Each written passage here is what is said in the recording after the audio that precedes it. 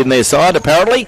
So both sides very fortunate to have their best possible sides available for second semi-final day. That doesn't happen too often.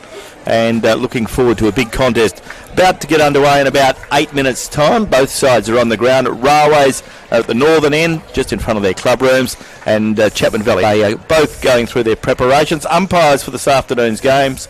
Umpires Claire Knight, Robert Bennett and Brian Cohen. And as I mentioned, we're joined in commentary by Pete Fiorenza and Peter Bucket-Keefe. Good afternoon to you, gentlemen. Yeah, good afternoon, Glenn. It's Pete. It's great conditions for football. A bit of breeze this morning. We're looking at the windsock right now. It wouldn't even be one goal favouring the Augustus Street end, but that could change before the end of the afternoon. But it's good to see Springs here. Yeah, absolutely. And we've had some ordinary weather the last 4 or 5 weeks for football, so the wind's been a predominant problem with that, and some rain. So no, it's nice. And if you could pick a winner today out of these two, you're better than me. Yes, it's a great lineup, isn't it? As I said, Peter, you don't have a lot of opportunities when you have your best possible side available, and of course they'll both go at each other pretty hard today, and whoever they play in the preliminary final next week, they'll be looking forward to, you want to go straight through. That's the secret, isn't it? Absolutely, yeah. You have your best possible chance if you get a chance to win today and rest up for a couple of weeks and then do it again. Yeah, but as we said, Pete, this morning, that the first semi tomorrow is also one that's going to be hard to pick, and they're not that far. There's probably 2 premier sides, and then they would be slightly behind, I'd suggest. So we do encourage people to get on down. There's still plenty of room here. Good crowd in attendance for a second semi-final day.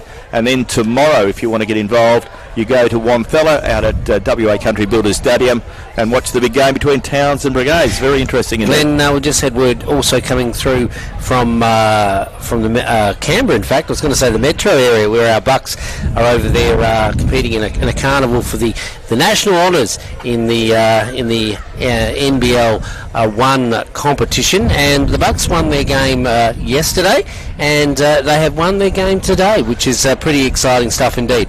And they beat, I think it was the team they beat. They won 92-84, and I think it was Sandringham were the team that they beat. I think Sandringham is from Victoria, and that means that they'll probably be playing again tomorrow. But it looks like they're doing pretty well over there in that competition. That's wonderful, isn't it? I mean, haven't had a chance to pay tribute to their performance last Saturday night, and the whole town was on the back of it. I know there was a big crowd there. Beautiful. But I was at a function out at the golf club last week, out at the Sporting Park Golf Club for the Chapman Valley Footy Club.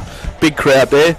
And the last quarter, we all stopped doing what we were doing, watched it on the big screen, and there was everyone watching, and of course the last 5 minutes seemed to take about 15. It didn't it? It looked like Liam Hunt would never play sport ever again, and then he came back out. I went, what's he doing? But he's cutting the oranges over there apparently, Pete. Right. So he isn't playing, but talking to Dale Joseph today, it's interesting, isn't it? Because I was saying to Dale, it must be interesting for him, because he's gone from being gone down from a very big high when he was going into his grand final, and sort of like his all of his emotions and things, and he's had to keep them in check to go another week. That's right. Yeah, it's really great that the club has been able to achieve what they have achieved in recent years, and as we've spoken about on the program with you, Peter, in fact now you've got to consider Dale as one of the great coaches of the Midwest, to have had the success he's had, and it's certainly Dale Joseph now as one of the high credentialed coaches across all sports, and to say that he's probably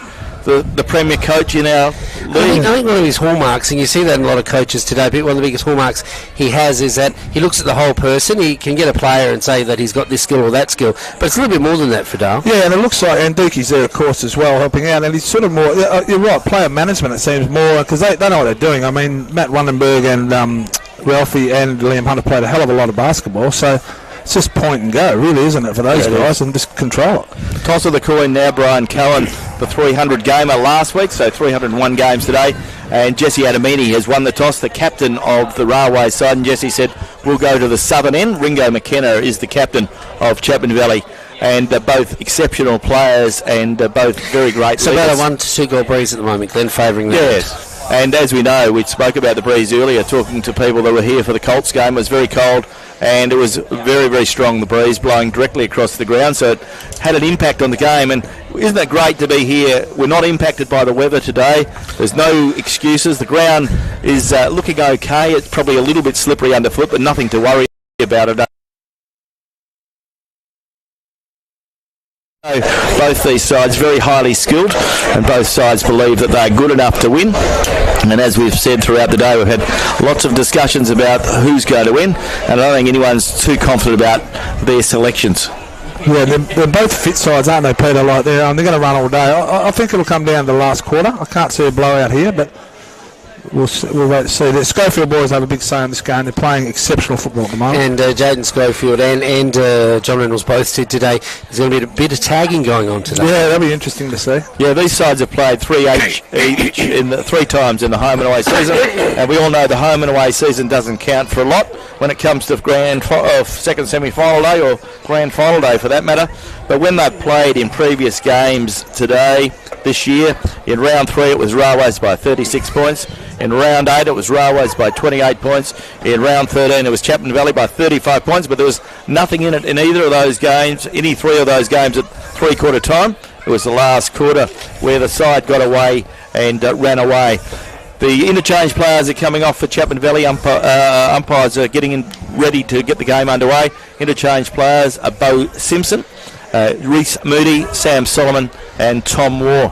And they are the interchange players for Chapman Valley.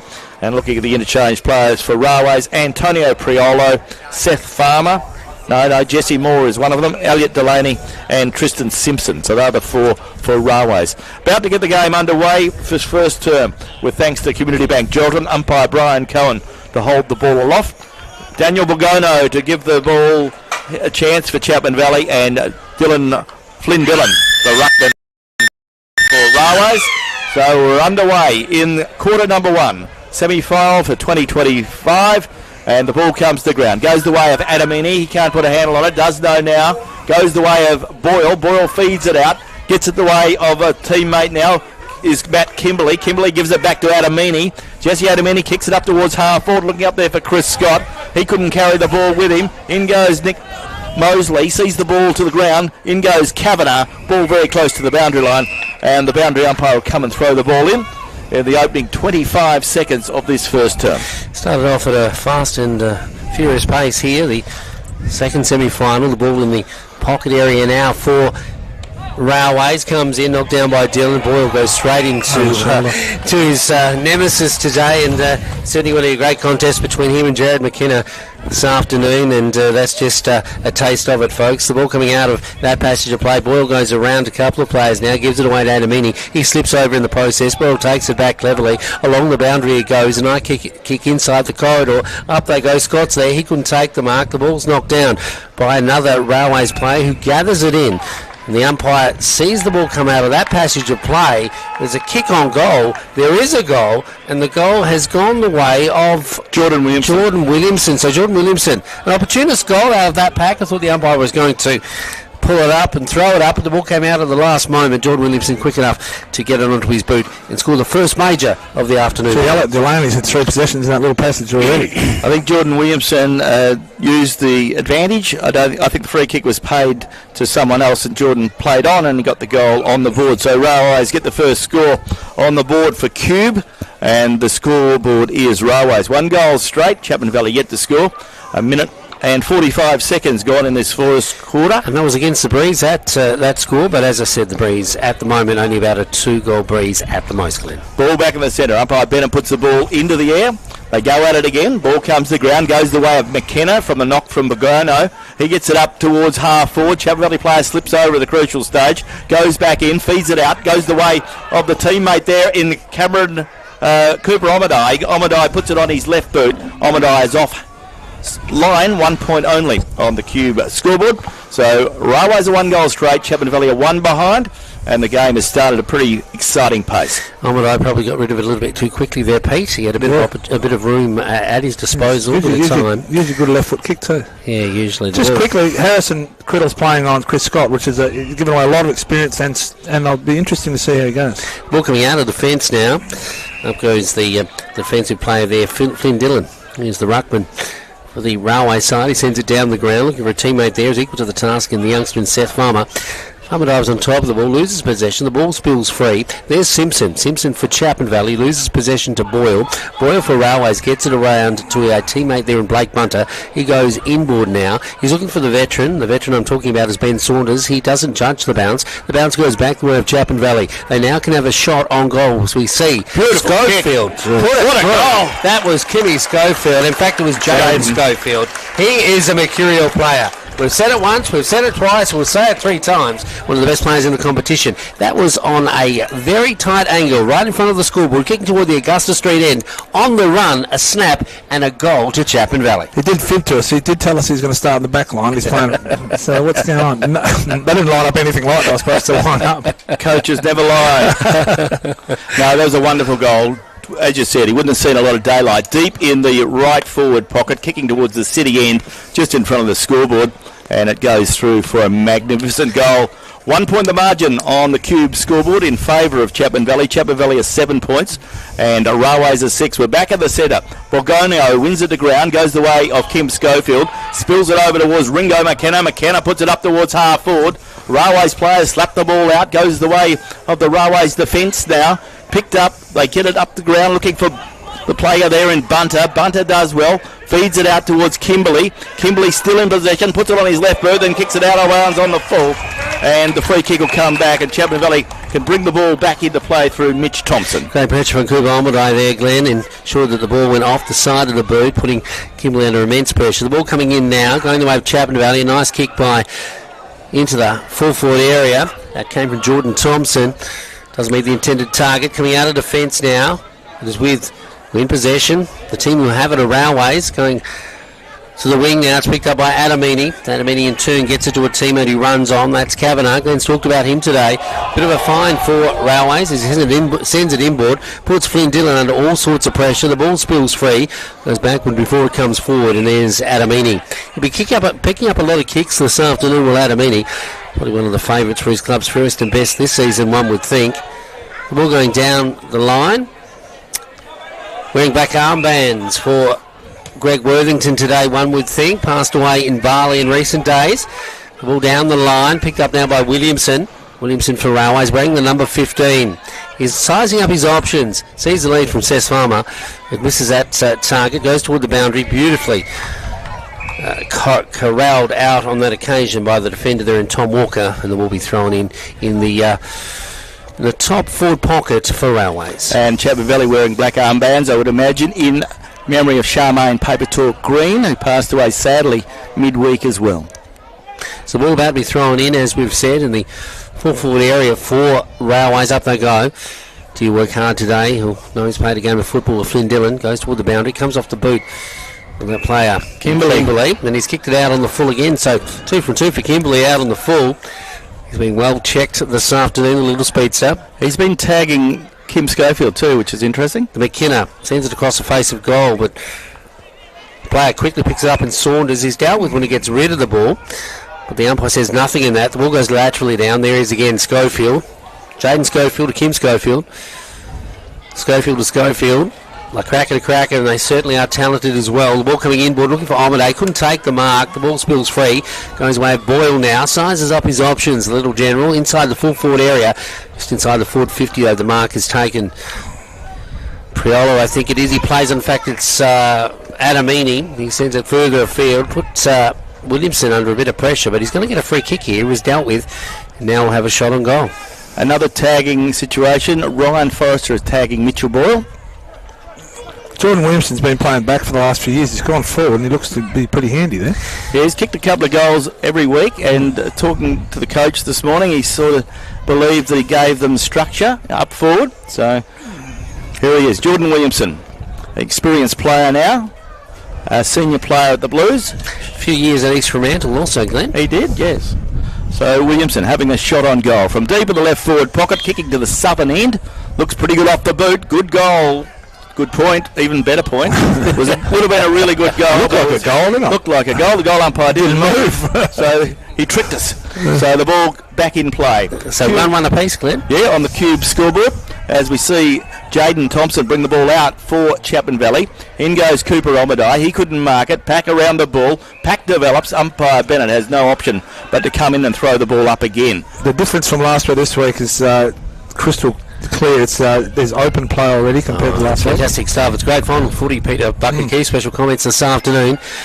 Ball in the middle goes the way now of the player there in Cooper Omadai. He's getting a lot of the ball so far this afternoon. Goes the way now of Schofield. That's Kim Schofield. He's at 6s and 7s. Gives it away to a teammate there in Simpson, who's all at sea. Caught, almost in possession. Brought to ground. The umpire says no prior opportunity. And the ball will be thrown No, his up. free kick. Oh, free kick going the way of that player in Simpson. Simpson sends it to the outer side, looking for Schofield again. He's beaten on this occasion. That's a rarity. The ball goes over his head, going the way of his opposite number. Consolidating now, Railways kicking into the man on the mark, and that's a Simpson there who plays well. He sends it further afield. Can they set something up? And it comes in off Schofield again inside the corridor. No one there for Chapman Valley, or was there?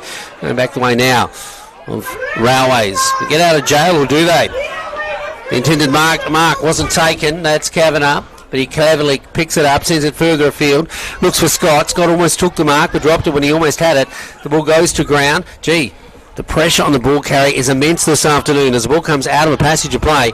The big ruckman for Chapman Valley puts it up into the air. Simpson's there. He can't collect it. Going back the way of Scott for the Blues. And turn to Kavanagh. Kavanagh now puts the ball under his arm. Off he goes. He sees space. That space is Simpson for Railways, who shoots on goal. It goes across the face. He got rid of it just a little bit too early and through again for the minus score. So another minus score on the Cube scoreboard. So Railways ticking away. Railways are 1 goal 2-8. They lead Chapman Valley 1 goal 1-7. Ball's on half back with Ewan Whitley. Ewan Whitley on half back. He kicks a shocker. He's picked out Tunbridge. Tunbridge kicks it the way of Mitch Boyle. Mitch Boyle is marked in the centre of the ground. He's told to play on now, and he runs around his opponent, kicks the ball up towards half forward, but his kick is not a good one. It carries the player who's looking there, and Seth Farmer. Out comes Williamson. He trips over. Pack develops. Umpire's giving the player the opportunity. He didn't have an opportunity to get rid of it, and umpire Claire Knight will come and throw the ball up. Umpires this afternoon, plenty of experience here. Umpire Claire Knight, Robert Bennett and Brian Cohen doing the job for GNFL in the second semi-final this first term, with thanks to Community Bank Geraldton, the bank that lives here. Inside the forward 50 now again for Railways. As Glenn said, middle to later stages of the first term. Community Bank Geraldton. Player quickly set upon. That's Kim Schofield. He's not going to get much room this afternoon. He's the Clue medalist. The umpire says no prior opportunity and moves in to throw the ball up once again at the Shenton Street end, the southern end of the recreation ground, the end to which Railways are kicking. It's bottled up once more. Just when you said the game was nice and open, Pete, it's starting to close shop somewhat. Let's hope that isn't a sign of things to come. The ball going the way of the big ruckman on that occasion, Flynn Dillon. He puts it down, going the way of Saunders. Saunders in turn loses possession. And there he is, the captain, Jared McKenna for Chapman Valley. He kicks to the outer side. Can they run onto a Chapman Valley? No, it's only Railways who are there. 3 players to deal with it. What will they do? They fist it around and eventually comes away. The player that's gone right down the ground, he's a defender, normally Drew Tunbridge. He sees himself as a forward as he sends it inside the forward 50, but off play. There's a bit of a push and shove. Glenn, and you're watching that passage of play. What's unfolding? Yeah, the umpires come in very quickly, and he's telling players to break up. So it was interesting to see what happened. The umpire must have been unsighted. He's pointing a yellow card, so someone's getting a yellow card, and it's young Harrison Criddle, I think, getting a yellow card. So he must have went a little bit too hard, according to the umpire. A little bit too hard and a little bit too late, perhaps, Glenn. Yeah, for sure. So there's a yellow card, and been booming him up too much, haven't we? Yeah. But a yellow card means nothing because he gets replaced by Reece Moody. He's a premiership player, so you're not really causing any grief to anyone. It's a waste of time. There goes the kick from the Railways player. Got a very good goal there. And Chase Price. Yeah, so it took the ball where the ball finished after that passage play was right in the corridor, just outside the goal square, Glenn, and the free kick was awarded. The Railways certainly aren't overawed, are they? They seem to be playing quite well at the moment. No, it is being played. Both teams are being checked pretty tightly. The pressure on the ball carrier is immense. Frustrations also will begin to fray as the game unfolds if they haven't started already. So the second goal of the afternoon for Railway sees them go to 2-2, and they lead Chapman Valley 1-1. They are going against a slight breeze at the moment. Just for Grant Russell to have a run, he's going to have to give himself a rub down after the game. Up into the air they go. It's knocked down by Flynn Dillon on this occasion, but picked up by Schofield. Kim Schofield into the half-forward area for Chapman Valley, but just as it goes in there, Elliot Delaney quickly picks it up off the bounce, sends it down to Jace Price, the last player that scored the last goal for Railways. He gives it to Kimberley. Kimberley in turn looking for more. Doesn't find that player. He couldn't take the mark. It spills over the top of him. Eventually goes the way of Mosley. Mosley, who's just come on the ground, kicks to the outer side. Kim Schofield is there. What will he do? He goes around a couple of players, moves into space, looking for Williamson. Williamson is clever enough or not. He's got 2 to beat, but the ball continues to bounce. Goes the way of Railways now. Adamini. He sends it across the face of play and finds that player in Delaney again.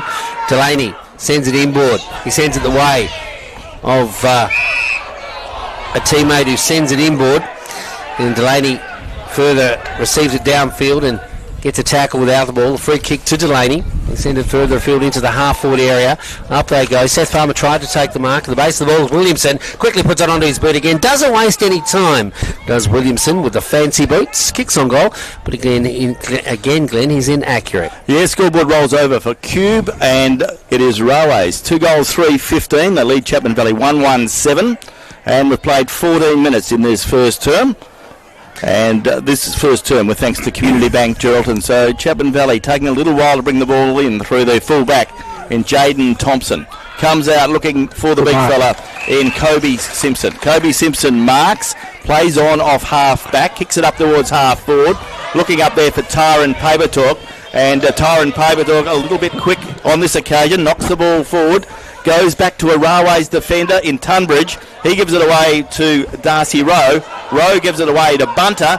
Bunter has the ball, and Bunter is tackled high, and Bunter will get the free kick. Bit unlucky sometimes those types of tackles, and because he's a smaller player, normally you'd be getting him well and truly caught in possession, but that's the way the cookie crumbles.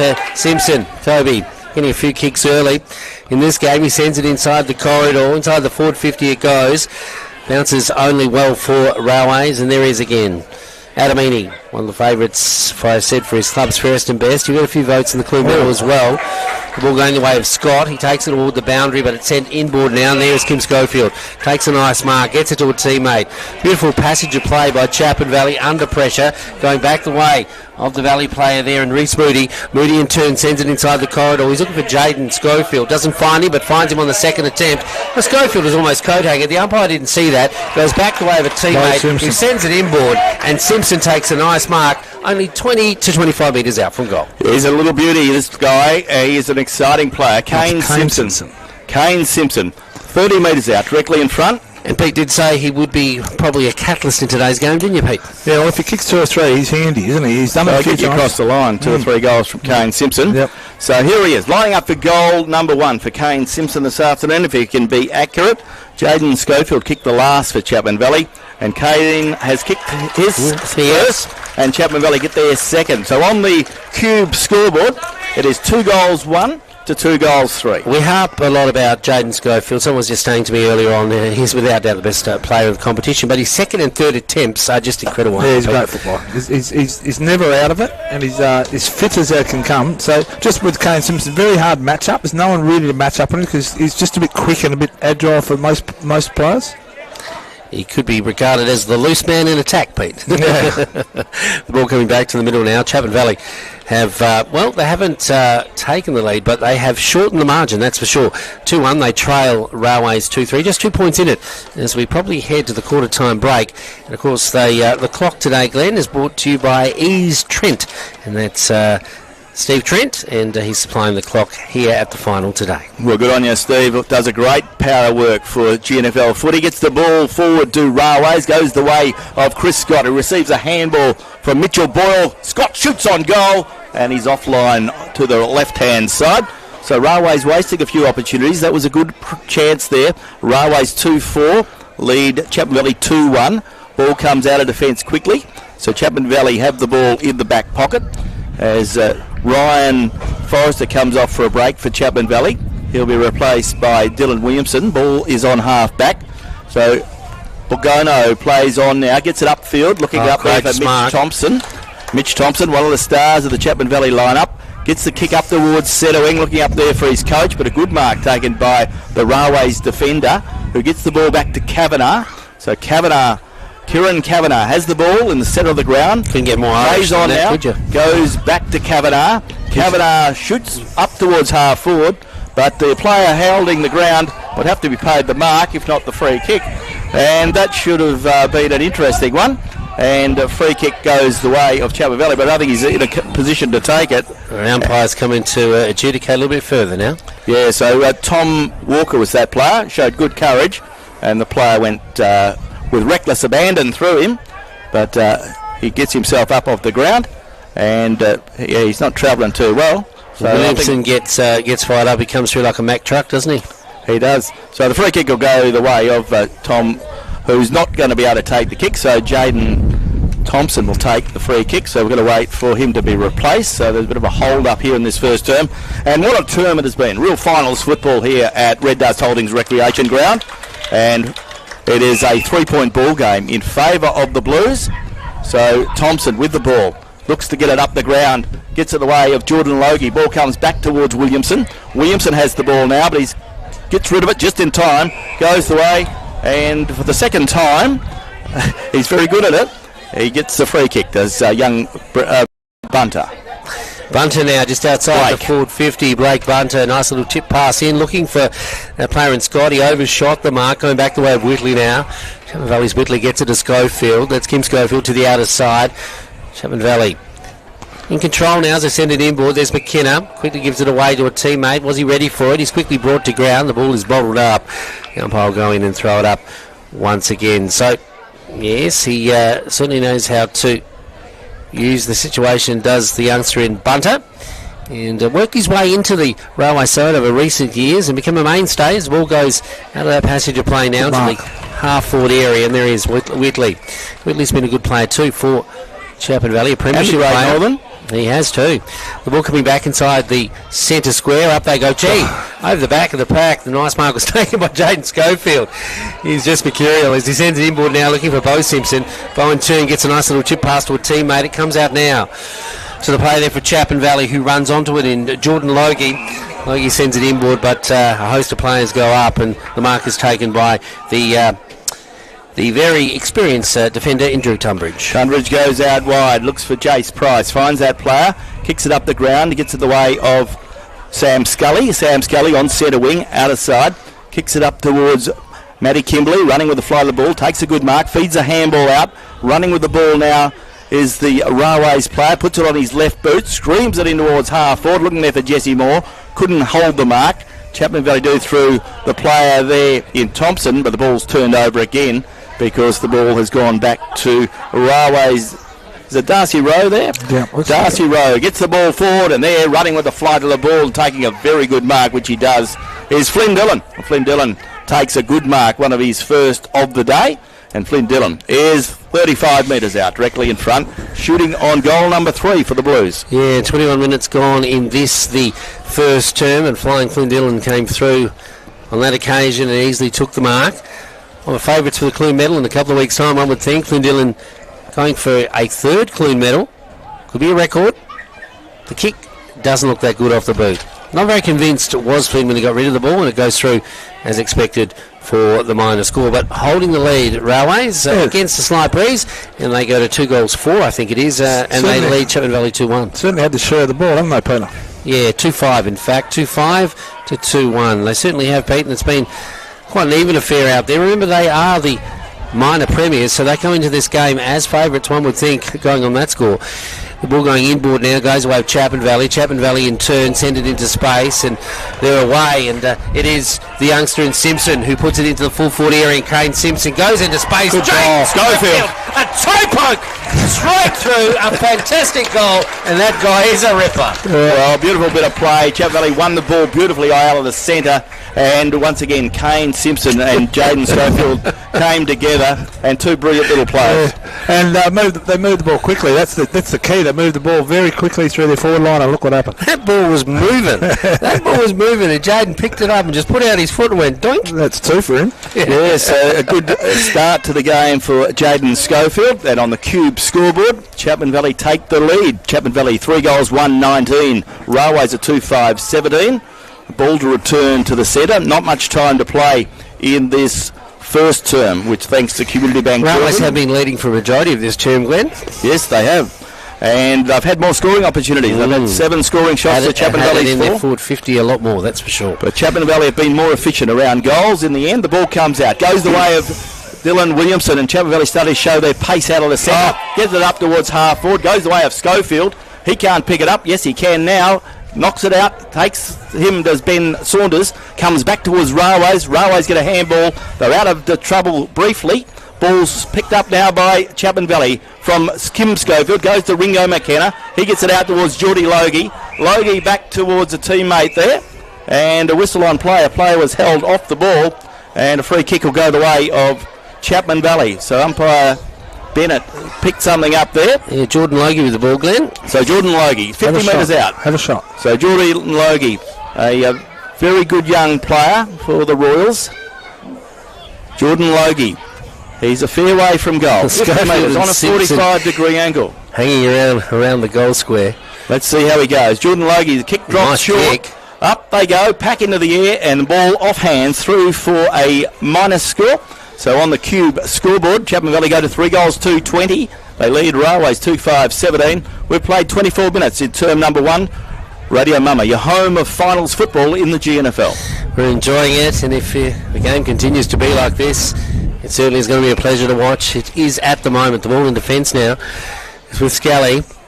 Scally coming back from Victoria in recent years. Played a bit of football on the Gold Coast, I should say, the Capricornia Coast as well. So he's played a bit of football around the traps as young Scally. He sends it inboard now. Going the way is Jaden Schofield now. He spins around on a 50-cent piece. So what's Another goal? Goal number 3 in the first term. Jaden Schofield has his side up and about in the second semi. Yeah, Jaden Schofield, he's setting himself up the medal today. If he keeps at this pace, he'll certainly be on target to win a medal in the second semi-final. But Jaden Schofield, well, his performance so far, outstanding, Peter Keefe. Help me out, Glenn. He just kicked 2 goals in a row, and he comes off. Yeah. I know you're the coach. Please. It's just an AFL thing. help me out here. They do it in the AFL, so that's what you do. Yes. No, it's an amazing situation. So the ball back at the centre. Borgono and Flynn Dillon breaking even at the moment. Flynn Dillon had a shot on goal, didn't kick it. But Borgono certainly breaking even in the ruck contest at the moment. This time Flynn gets the best of it. Dillon knocks it down to Kavanagh. Kavanagh by hand to Mitchell Boyle. Boyle puts it on his boot, kicks it up towards half forward, looking up there for a plea. In goes the Railways player. The player was pushed. Nick Mosley. Yes, that is a very, very dangerous situation. A player got pushed into it.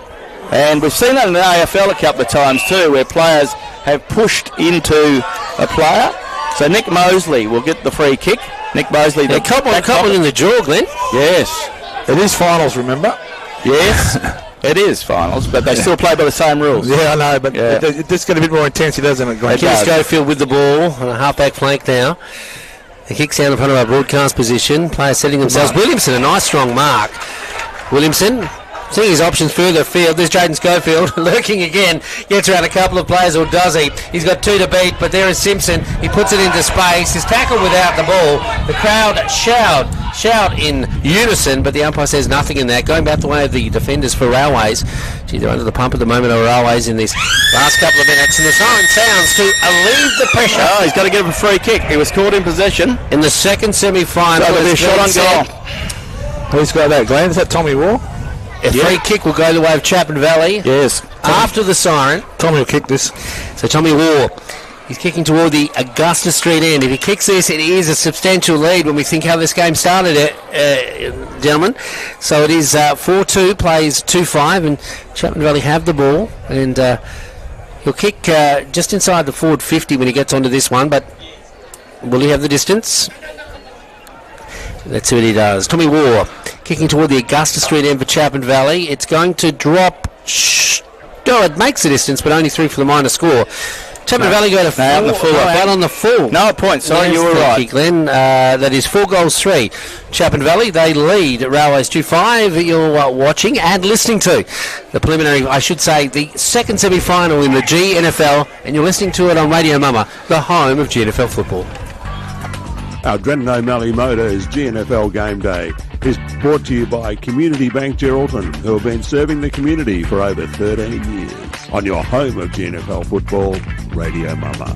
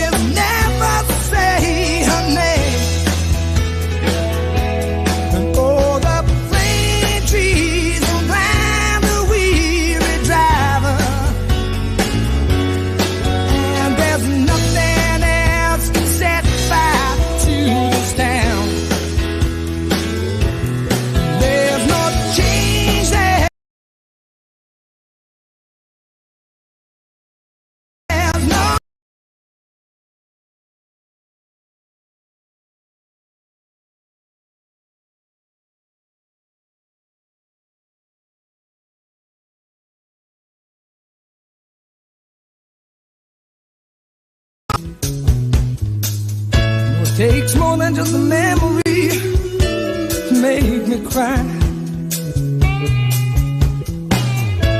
And I'm happy just to see you at a table with old friends and see which one of us can tell the biggest lies. Today's Drennan O'Malley Motors Game Day is brought to you by our great sponsors, the City of Greater Geraldton. Working with sporting groups and families to make our lifestyle even better. Stay tuned to the home of GNFL football, Radio. And a very good afternoon. Welcome back. Second semi-final day. We're quarter time at Drennan O'Malley Motors Game Day from the wonderful recreation ground. Great to be here today. Radio Mama, your home of GNFL Finals football from Red Dust Holdings Recreation Ground. Glenn Barton, Peter Ferenza and Peter Keefe keeping you across all the action. At quarter time, it is Chapman Valley 4-3-27. They lead Railways 2-5-17, so a 10-point margin in favour of the Royals. Our quarter-by-quarter summaries with thanks to the City of Greater Geraldton and Kirrily War, the member for Geraldton. And for Railways, Jordan Williamson's kick 1, Jace Price's kick 1. For Chapman Valley, Jaden Schofield's kick 3, Kane Simpson's kick 1. For his thoughts on the first quarter and the better players to this point, Peter Bucket Keefe. Yeah, well, the quick transition of the ball in that last quarter, a couple of quick goals. I think it's key for Chapman Valley. Move the ball as quick as you can. Railways are looking all right. They were going well for the first probably 15-18 minutes, and Chapman Valley just got on top. Best players till at the first quarter. Jaden Schofield obviously with the 3 goals. Kim Schofield with 8 possessions. Ringo with 8. Kobe Simpson and Paul Godno and Finn Dillon are very similar. They're playing off each other. Adamani 7, Tunbridge 7, Blake Bunter 5 and Sam Scully 5. Drew Tunbridge playing a very good game at centre half back. Tommy Walker going through the training drills with the physios and the training staff to see if he's ready to go back on. He copped a hard knock, didn't he, Glenn? He did, and there's been a few of them. The ball back in the centre, but as Peter mentioned, This is finals footy, and you've got to expect it's going to be pretty tough, pretty uncompromising. Breeze picking up into the second term. We're underway in the second quarter with thanks to Melissa Price, the member for Durack. Goes the way of Railways. You get a handball out, goes the way of Mitchell Boyle. Mitchell gets a kick away, up towards half forward, looking up there for the player and Jace Price. He couldn't mark the ball. Pack goes down, ball comes out to Mosley back on the ground, gets a handball out, goes the way of Nathan Walter. Ball comes out, Chapman Valley have to go in and get through Williamson. Goes the way of Schofield, comes back towards Williamson. Williamson gives a handball away and a free kick. A player caught high or in possession. Free kick goes the way of Matthew Kimberley. Matty Kimberley plays on, kicks it towards the forward pocket, and Kieran Kavanagh's there, all on his Pat Malone. And Kieran Kavanagh is 40 metres out on a 45-degree angle, just in front of the scoreboard, which sees a 10-point margin in favour of Chapman Valley. So Kavanagh, a very exciting player, one of the good recruits for Railways this year. Played some good footy whenever he's been available. And Kavanagh shooting on goal. His Railways teammates have led, so it means he's going to go back and have a big shot for goal. He's 40 metres out, about 10 metres in from the boundary. There goes his kick. He gets caught in the breeze and the ball goes through for a minus score, so another wasted opportunity on the Iluka scoreboard in this term. And it is Railways 2 goals 6-18. They trail Chapman Valley 4-3-27. 3 of them were probably kickable, weren't they, Railways so far? So, you know, it's fairly similar. And you can hear the breeze in our headsets here this afternoon. It's coming across the ground from a south-easterly direction, probably favouring the goal now as they go forward now. Railways through. Good goal. That player, and we're talking about Alec Delaney. He's a goal sneak and a half. It came out of the middle pretty quickly. And he picked it up. He had to pull his shorts up as well as he had that shot on goal. And he made sure of it and straight through the middle. So much need to go in the context of this match for Railways to stop what was a bit of a trend, the pendulum in favour of Chapman Valley. It swung back a little bit now to the Blues, but I was just about to say the Breeze now probably about 2 goals straight favouring the Augusta Street end, and they've made use of it now, Pete. Yeah, that was good. Well done by Alec Delaney then. There was nothing in it, and punched the ball forward, and Pants nearly fell down, but he kicked the goal. Good stuff. So Chapman Valley kicked the 3 previous goals, the last 3 goals of the first quarter. Alec Delaney kicks the first goal. 4-3 plays 3-6. Then it's only a 3-point ball game. It is a very tight contest, but as you'd expect, the 2 top qualifiers, only percentage separated them on the Premiership table. Both had the same amount of wins throughout the year, so there's not much in it. Borgono wins it to ground, goes the way of Boyle. Boyle couldn't handle it. Comes the way now of Simpson, Tristan Simpson, the Railways Simpson, gets the ball up towards half forward, looking there for Chris Scott. Chris Scott has the ball, gets rid of it just at the nick of time, handballs it away, comes the way of Logie. Logie has the ball, he's caught in possession, and the free kick will go the way of Tristan Simpson. Tristan Simpson on half forward. Railways picking up the momentum, picking up the strength. There goes the kick, big kick, up towards full forward, looking up there for Farmer. He couldn't mark it, but Kieran Kavanagh's there, runs around, screws it around on his left boot, or his right boot, around the corner, and the Blues have got 2 goals in 2 minutes. And Kieran Kavanagh shows his class, and all of a sudden, Railways are back in the lead, as you'd expect. A seesawing contest here. Second semi-final day, and on the Iluka scoreboard, Railways are 4 goals 6. They lead Chapman Valley 4 goals 3. Yeah, nice passage of play there. A couple of passages are good for Railways, and Kieran Kavanagh, as you said. A bit of a find for Railways this year. Where's he from? He's from Claremont. Yeah, well, he's certainly a good footballer. He's got, as I said, more of an Irish name than you can think of, to be sure. Okay, back in the middle now, and we'll throw the ball up, and as we said, Railways have regained the lead. 4-6 plays 4-3. Said they had the Breeze at their back, and the Breeze has strengthened in this quarter. Well, I believe it has anyway.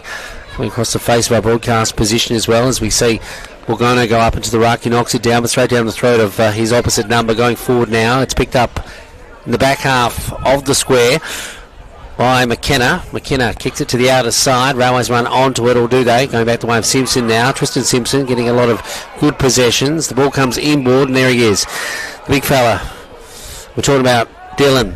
He gets it away. Flynn Dillon to Boyle. Gets it back to Saunders. The veteran puts it onto his boot into the full forward area. Up they go. The mark couldn't be taken in the full forward area. Goes to ground. Railways still fighting hard. The defence for Chapman Valley working overtime, but somehow Railways get it back, and the youngster has a shot on goal, but on this occasion is inaccurate and through for the minor score. So Railways then hitting it hard in the second term. As you'd expect, 4 goals 7 leads 4-3, a 4-point margin in favour of the Blues. Seth Farmer, that youngster that had that last shot on goal. Yeah, one of the younger players on the field this afternoon. Gets the ball forward, youngest player for Railways, that is. The ball comes the way of the Railways player in Scully, puts it on his boot, kicks it up towards half forward. In goes Jace Price, feeds the handball out to Flynn Dillon, back towards Sam Scully. Scully puts boot to ball, kicks it forward. In goes the Chapman Valley defence, they couldn't hold the ball. Ball comes back, in goes the Chapman Valley defender, and the umpire says, come on, give it to me, I'll throw the ball up. Umpires this afternoon.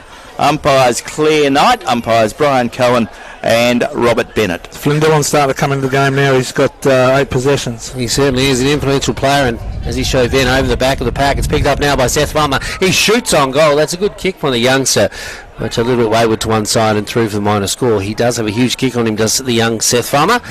And as you said, Flynn Dillon starting to become quite dominant this stage of the second term. The ball coming out of defence now. A lot of play in Railways forward half in the early stages of the second term, brought to you by our good friends.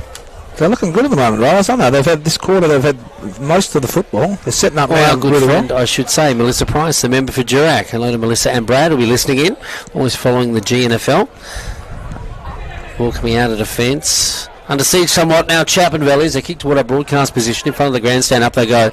Up goes Whitley. He couldn't take the mark. This one, Dillon again. Back to Whitley. So a bit like Nadal to Federer across the net. Ball goes to ground. Railways player on the bottom of the pack. The umpire says no opportunity. That was Skelly. That wind's picking up now, Pete. Yeah, it certainly is. He's favouring that Augusta Street end, and Railways know it. They want to get some more goals on the board, as we see.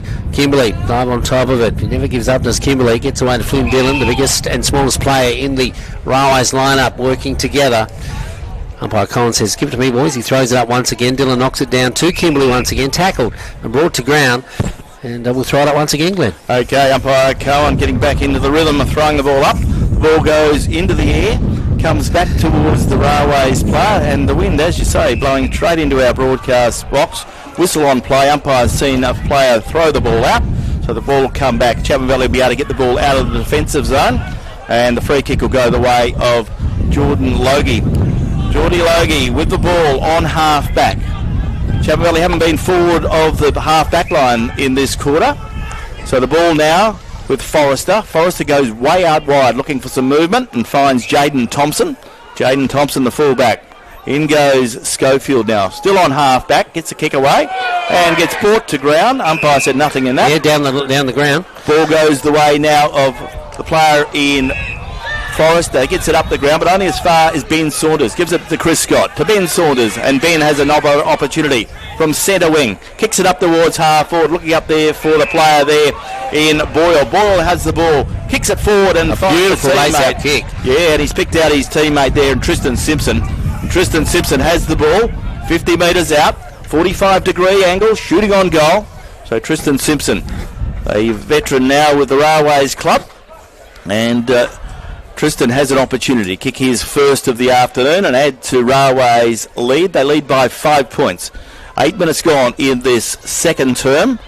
Second semi-final day. Nice qualifying final. And Tristan Simpson says that's how you kick it. And Tristan gets his first of the afternoon. Railways get their fifth. And on the scoreboard for Iluka, it is Railways 5-8. They lead Chapman Valley 4-3. And you're tuned to Radio Mama, your home of GNFL footy. Certainly putting the pressure on Railways out there. Jaden and that have gone a bit quiet. So they're going to have to work. Chapman Valley are going to have to work very hard to run into this wind. So there's probably 2 to 3 goals now, I guess. Yeah, but it's a bit gusty because they're stopped right now, so it is gusty at times. But yeah, let's see if they can answer the challenge, Chapman Valley. And of course, we did talk about Mitch Boyle earlier or today in Sport Shed Saturday about his competition or contest up against Jared McKenna. But of course, he played a lot of football in the metro area for Waffle Club East Fremantle. And certainly has brought that talent to the GNFL. Clean medalist himself, and certainly impacting on today's game. The ball back in the middle now. Up they go, and it's won by Borgono on this occasion. Goes to ground, but there's Kavanagh. Quickly picks it up and over the back of the shoulder. And the umpire says no, he got rid of it incorrectly. The ball goes forward now. McKenna, can he do something with Chapman Valley? First time it's been in their forward 50 in this particular term. They send it inboard, up they go. Up goes that player in paper talk. Couldn't take the mark. The ball goes to ground. Out of defence it comes now. Scally involved in that passage of play, but there's Simpson again. The will of the wisp. Sent it into space, and there's Schofield. That's Kim Schofield. Was it 15? Doesn't matter because he goes to Jared Schofield. Tunneled him. Tunneled. He'll get the free kick with Gerald Schofield, and he'll have another shot on goal. Is this goal number 4? But he's up against the breeze. He's going to kick it from about 45 when he gets onto this one. And kicking toward the Shenton Street or southern end of the recreation ground. So Schofield to Schofield, as I said, like cracker to cracker, and they are talented, both these individuals, both clear medalists. Brothers at arms, I should say. The kick from Schofield is going to drop short, is it? Up into the air they go. Paper talks there, he couldn't take the mark. The ball spills free, goes away now the defender for Railways in Ulrich. He gets it into space, but Chapman Valley able to gather it once again. He's on his own, and that's a little speedster. But he didn't judge the bounce, did Simpson. Takes it to ground, and there's the big fella in Scally who gets it and sends it to a teammate who was almost sandwiched in that passage of play. Chapman Valley have some time now. They put it into space. Running onto it is that player for Chapman Valley who does pretty well. Schofield goes one way, then the other. Is tackled, is brought to ground. That player is tackled in possession, and a free kick will go the way of the Railways defender. So Chapman Valley working overtime to try and get another score on the board. McKenna is one of those. So working the opposite number there, and of course that is a player there in Boyle, but it goes to ground. Picked up now by Railways once again. They send it inboard. Tristan Simpson is there. He's got a couple to beat, but Chapman Valley probably do the better, or do they? Going backwards of that passage of play. Going back the way of this player, Nick Mosley.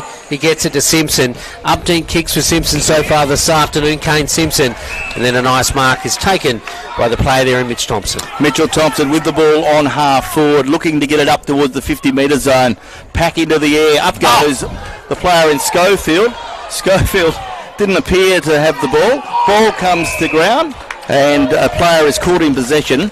And the player threw the ball back. I think the crowd was also saying that Schofield had the ball knocked out of his hands as well, Glenn. Yeah, so the ball now with the player there in Reece Moody. So Reece Moody has an opportunity. 45-degree angle. The super sub, Pete. So Reece Moody, can he get a score on the board? Chapman Valley haven't scored in this quarter, so desperate to get a goal because we've seen Railways kick the last 3. Or last nice 2. Kick, Moody. Not off the boot the right way because it goes through for a minus score. So on the Lucas scoreboard, Chapman Valley are 4-4, 28, and Railways are 5 goals, 8. So Railways have kicked 3 goals, and Chapman Valley kicked 1 point in this quarter. Glenn, Tyron Paper Talk's had a pretty quiet start of the game, but it doesn't mean he doesn't come into the game at some stage. That's right. One of those players. Being heavily checked, that's for sure, because he is a goal sneak and a half at, that's for sure, off the half-back line, though it is with Railways. They go laterally now to the outer side. Ball's with Kimberley. Kimberley playing at all ends of the ground. He sends it down. Looking for a teammate. Pirola, I think it is. It takes the mark in front of his opposite number. He's going to look for options down the ground as well. So Railways is trying to show some structure in their game, or resorting to that, as they have throughout the season. They kick down the line. A bit of a rainmaker. Goes to ground. Railways probably do the better. Players quickly set up on ball to ground. And the umpire says, well, you were caught in possession, son, and a free kick will go the way of Chapman Valley. And it's Kim Schofield who has the ball. Kim Schofield on centering, Francis Street side. Umpire says he has to go back and kick around the mark. And I really did think in the AFL or Win Our game, if you elected to play on, that was the way it went. But I thought so. Not anymore. So the ball comes back. In fact, it was the wrong bloke that took the kick. That was the problem. Okay. Tommy Walker was the bloke that did the tackling, and they must have waxed the free kick. So Tommy Walker is the free kick man, and Tommy back on the ground after a heavy knock early. Ball goes forward. Good mark. But a good mark taken by Reece Moody.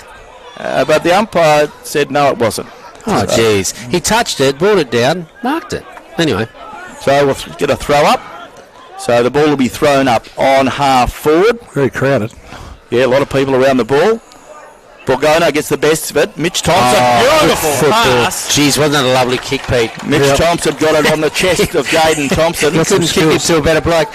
And Jaden Thompson is, this time, 35 to 40 metres out on a 45-degree angle.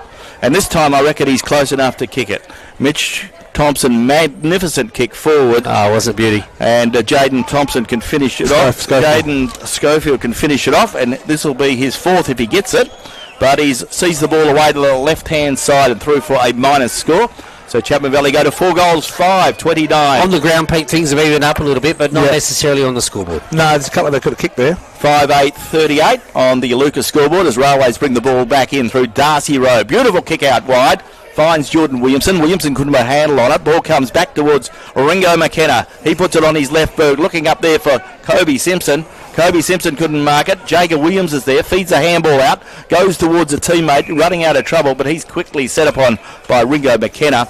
And the boundary umpire, will come in and throw the ball in. We've played 15 and a half minutes in this second term, with thanks to Melissa Price, the member for Durack. And the ball will be brought back into play by the boundary umpire. Two very fit sides out there at the moment as the ball comes in. Neither giving the other an inch. Wide open game. Love to see this these type of style of football, especially in the GNFL. As a free kick is awarded, the ball will come back now. Leading possession getter on the ground, Kim Schofield. Yeah, Kim Schofield now. He plays on now into space. Brother leads, but he's a little bit too late. The ball a little bit too low. That's marked by Kimberley. He too has got a few possessions this afternoon, has the little speedster. He sends it inboard to the general. That is player there in Boyle. Boyle in turn. Kick wasn't a good one. Didn't meet the intended target. Coming through like the Mack truck that he is Williamson. The ball spills free. Goes back the way of Railways now, but this player has other ideas. He runs in to send it forward, and that is Criddle. Criddle back on the ground now after an indiscretion earlier in the game. The ball to the outer side, and the smallest man on the ground, one would think, takes a nice mark on Blake Bunter. Blake Bunter comes in centre, finds Flynn Dillon. Flynn Dillon in the centre of the ground. Railways going forward again. There goes his kick, cut off by Simpson, but in goes the Railways player, quickly sockers the ball forward. In goes Tommy Walker. He's got the race on the ball now. Can he pick it up? And he forces it through for a force behind. No, he kept it in. Why didn't he? Kept it in, and he that point might be very valuable at the end of the day. So the ball still in play for Chapman Valley. They have it in the back line, and Cooper Omadai is that player.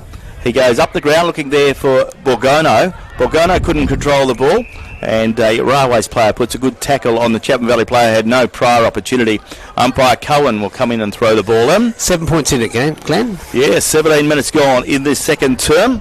A really tight second semi-final. The qualifying final, the winner gets to play in the grand final. The loser gets an opportunity to play whoever wins tomorrow's big game, the first semi-final, and that is between Towns and Brigades.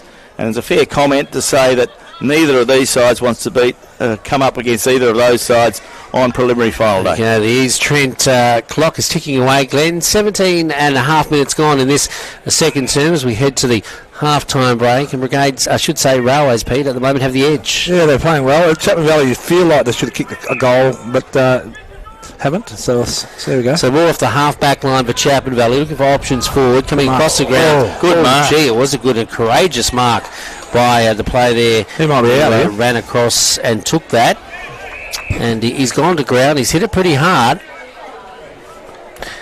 And they've gone into... The players look quite concerned about him. Yes, he came over the top of a player as he went up into the air and held on to the ball, but Nathan came down Walter is that player. Gingerly. And it's a very good mark. It was a great mark by Nathan Walter. But the game has stopped now, so a bit of a change in what's happening out there on the field. Score at the moment is Railways 5-8-36 playing Chapman Valley 4-5-29. Nathan Walter just put himself out there, taking a very courageous mark, but he's come down very hard indeed, and the stretcher has gone out. But Pete, the game to this point, how have you seen it?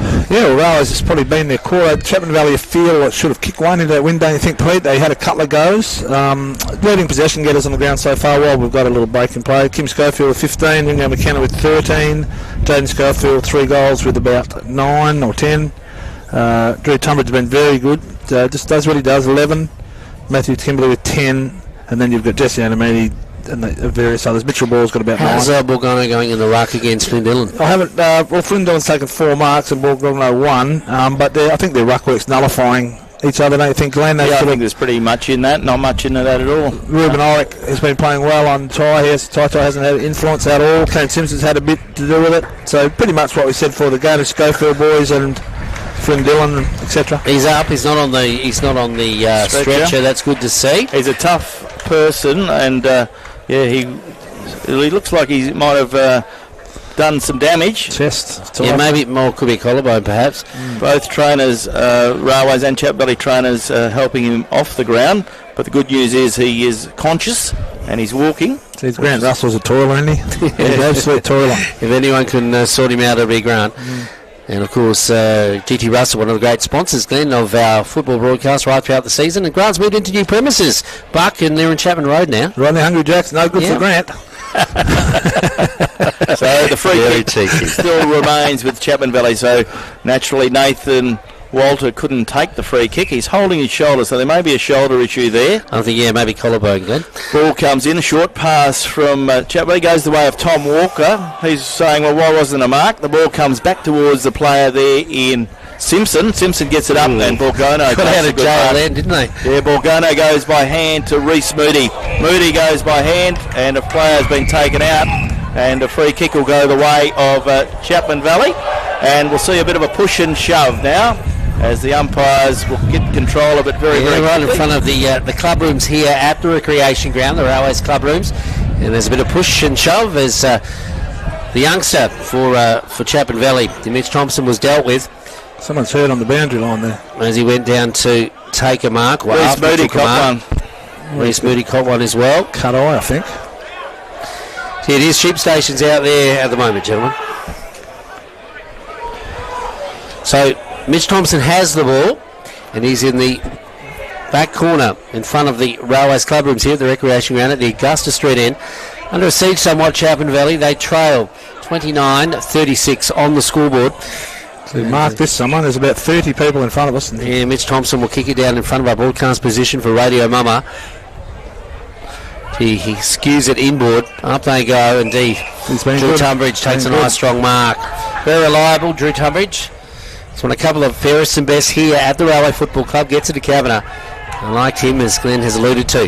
He's been a big find for Railways this year. He goes back to Tunbridge. Tunbridge in turn goes across to Ulrich. Ulrich thinks about it, puts it onto his boot, into space. Who can run onto it? There's Williamson. He'll run onto it pretty quickly. You won't want to be in front of him as he goes down the Francis Street side. He sends it inboard in front of the scoreboard.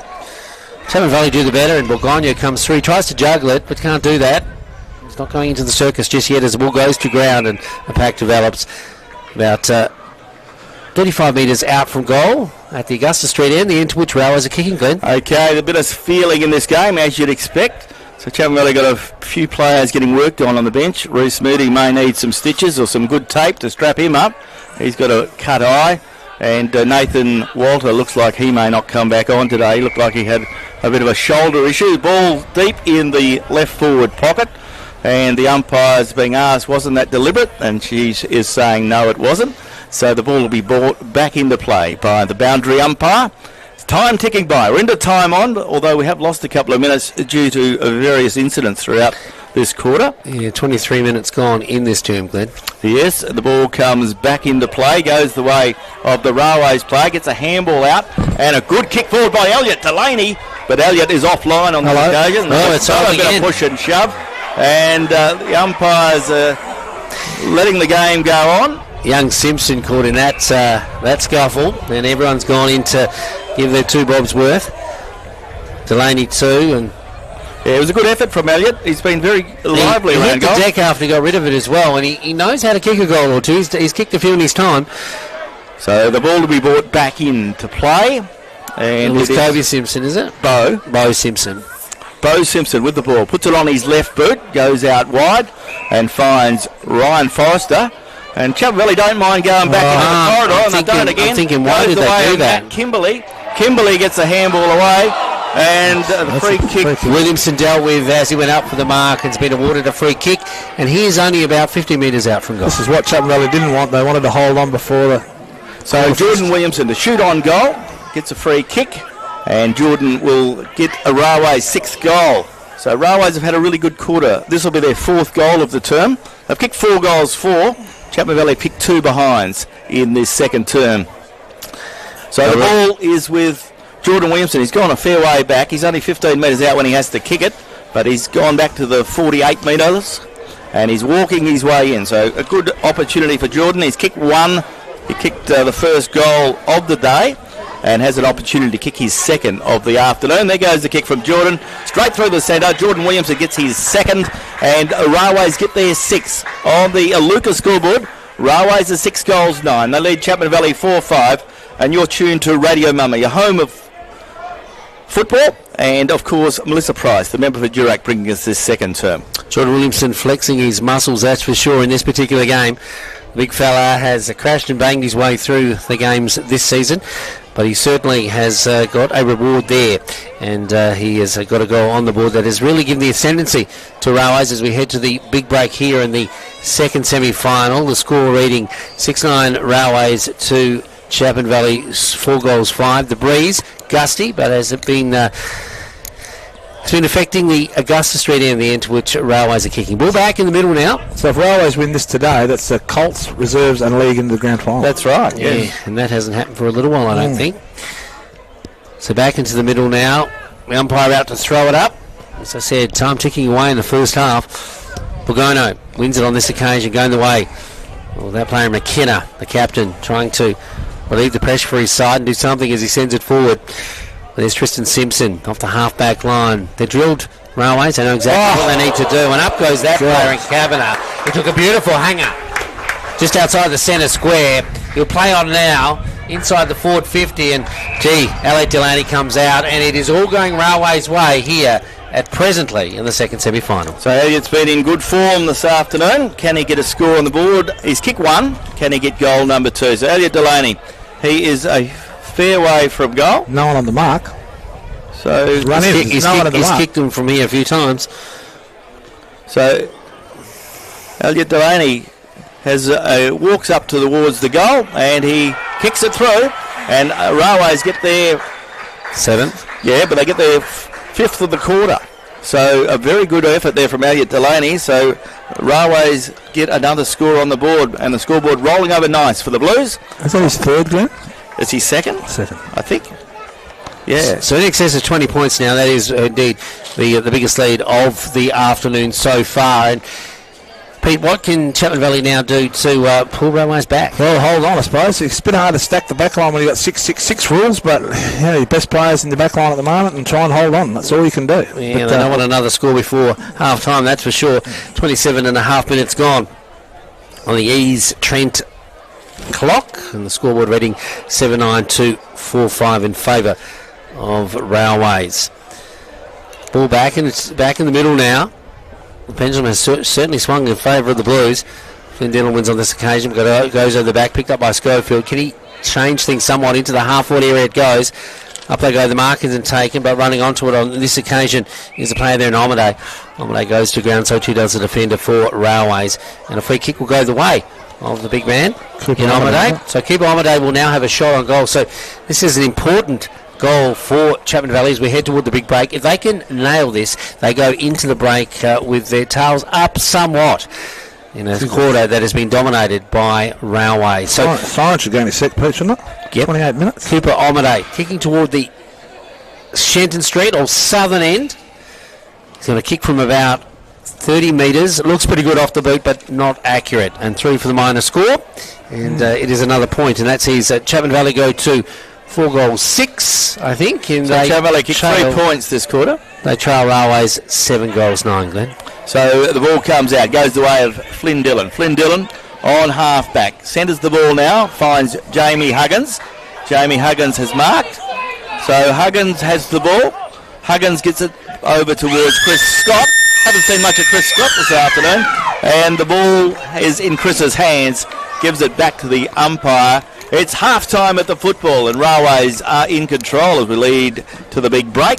And Railways are 7 goals 9, 51. They lead Chapman Valley 4 goals 6, 30. So we've got a 21-point margin in favour of the Blues, the minor premiers in the lead at half-time. So 21 points to the margin. Railways 7-9, lead Chapman Valley 4-6. And you're tuned to Radio Mama, your home of GNFL football. Today's Dren O'Malley Motors Game Day is brought to you by our great sponsors, the team at Dren O'Malley Motors. Make sure you make them your first choice for your second-hand cars. Stay tuned to the home of GNFL football, Radio Mama.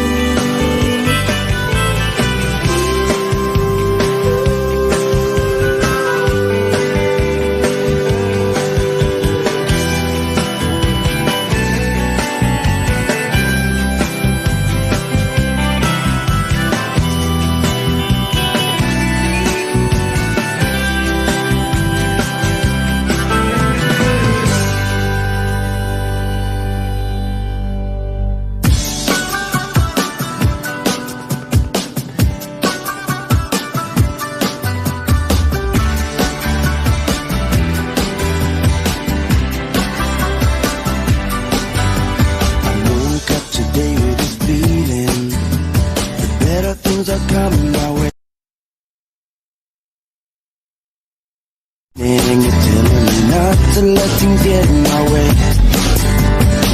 When the rainy days are dying, gotta keep on trying. All the bees and birds are flying. Never let go, gotta hold on and non-stop till the break of dawn.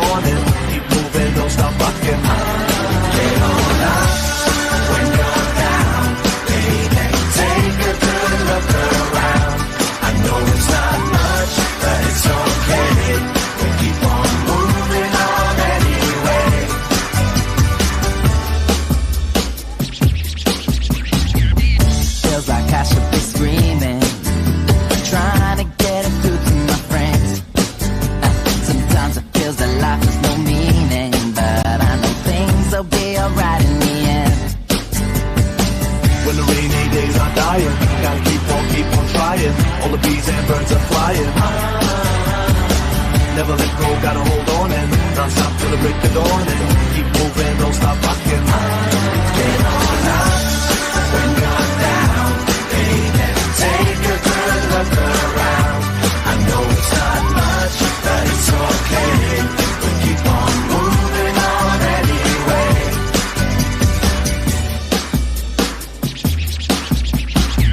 When the rainy days are dying, gotta keep on trying. All the bees and birds are flying. Never let go, gotta hold on and non-stop till the break of dawn and keep moving, don't stop rocking. Get on up when you're down, baby. Take a good look around. I know it's not much, but it's okay. We'll keep on moving on anyway. Get on up when you're down, baby. Take a good look around. I know it's not much, but it's okay. We'll keep on moving on anyway. Get on up when you're down, baby. Take a good look around. I know it's not much, but it's okay. We'll keep on moving on anyway. Get on up when you're down, baby. Take a good look around. I know it's not much, but it's okay. We'll keep on moving on anyway. Get on up, keep on moving, keep on moving, keep on moving. It's not much, keep on moving, keep on moving. How the hell do we wind up like this? Why weren't we able to see the signs that we missed? Try to turn the tables. I wish you'd unclench your fists and unpack your suitcase. Lately there's been too much of this, but don't think it's too late. Nothing's wrong, just as long as you know that someday I will. Someday, somehow, I'm gonna make it alright, but not right now. I know you wondering where. Someday, somehow, I'm gonna make it alright, but not right now. I know you're wondering where. Well, I'd hope that since we're here anyway, that we could end up saying things we've always needed to say, so we could end up staying. Now the story's played out like this, just like a paperback novel. Let's rewrite an ending that fits instead of a Hollywood horror. Nothing's wrong, just as long as you know that someday I will.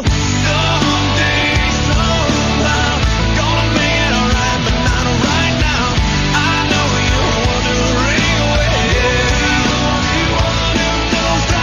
Someday, somehow, I'm gonna make it alright, but not right now. I know you're wondering where. Only one who knows that.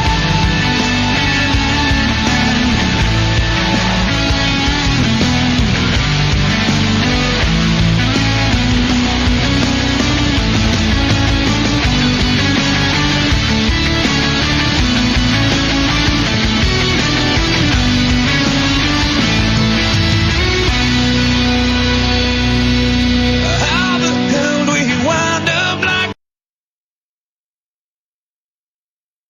to see the signs that we missed and try to turn the tables? Now the story's played out like this, just like a paperback novel. Let's rewrite an ending that fits instead of a Hollywood horror.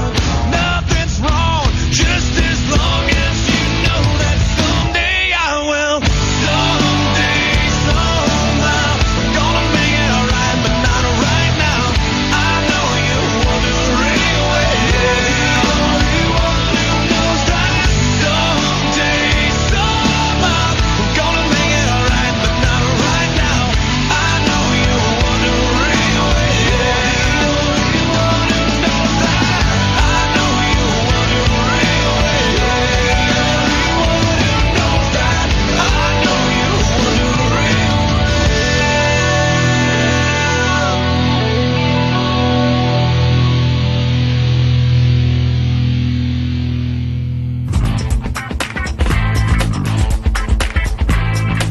Today's Dren O'Malley Motors Game Day is brought to you by our great sponsor GT Russell Chartered Accountants and Business Advisors, helping your business work for you today and tomorrow. Stay tuned to the home of GNFL football, Radio Mama. And a very good afternoon. Welcome back. It's half-time of the football, second semi-final day of the GNFL Premiership season for the Freemasons Hotel. And our half-time summary with thanks to the City of Greater Geraldton and Kirrilly War, the member for Geraldton. And at half-time, it's a 21-point ball game in favour of the Blues. For Railways, Jordan Williamson and Elliot Delaney have kicked 2 apiece.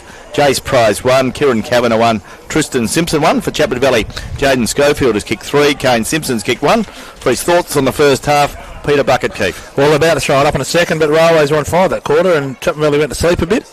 Kieran Kavanagh really came to the party then, so let's let it go, Glenn. Okay, we're underway in this third quarter for the Dren O'Malley Motors. Umpire Bennett about to get this third term underway. In that quarter, Railways added 5 goals for Chapman Valley, added 3 points. Railways out of the centre quickly. Get it the way of Chris Scott. He handballs it the way of Bunter. Blake Bunter plays on quickly, gets the ball up the ground, and the ball will be brought back. So the ball goes the way back towards Chris Scott. So Chris Scott has the ball on the backward side of the square. And now he kicks it up towards half forward. Running with the flight of the ball is the player there in Jordan Williamson.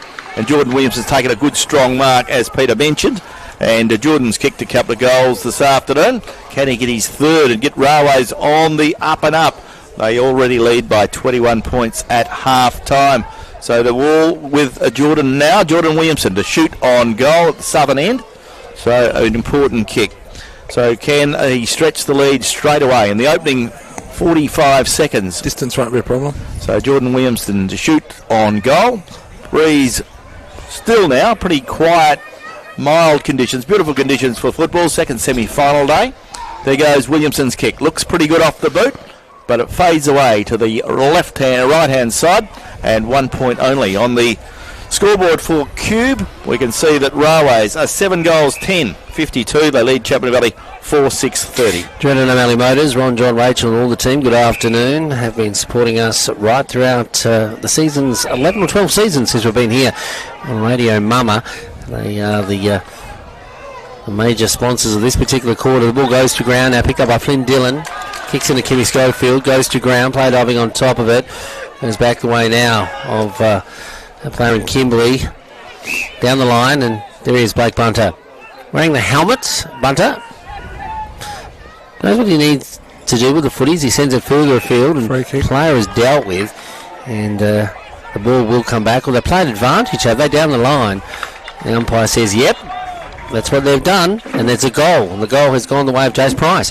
So a free kick went to Williamson. The umpire allowed it to play on, and Railways have scored again.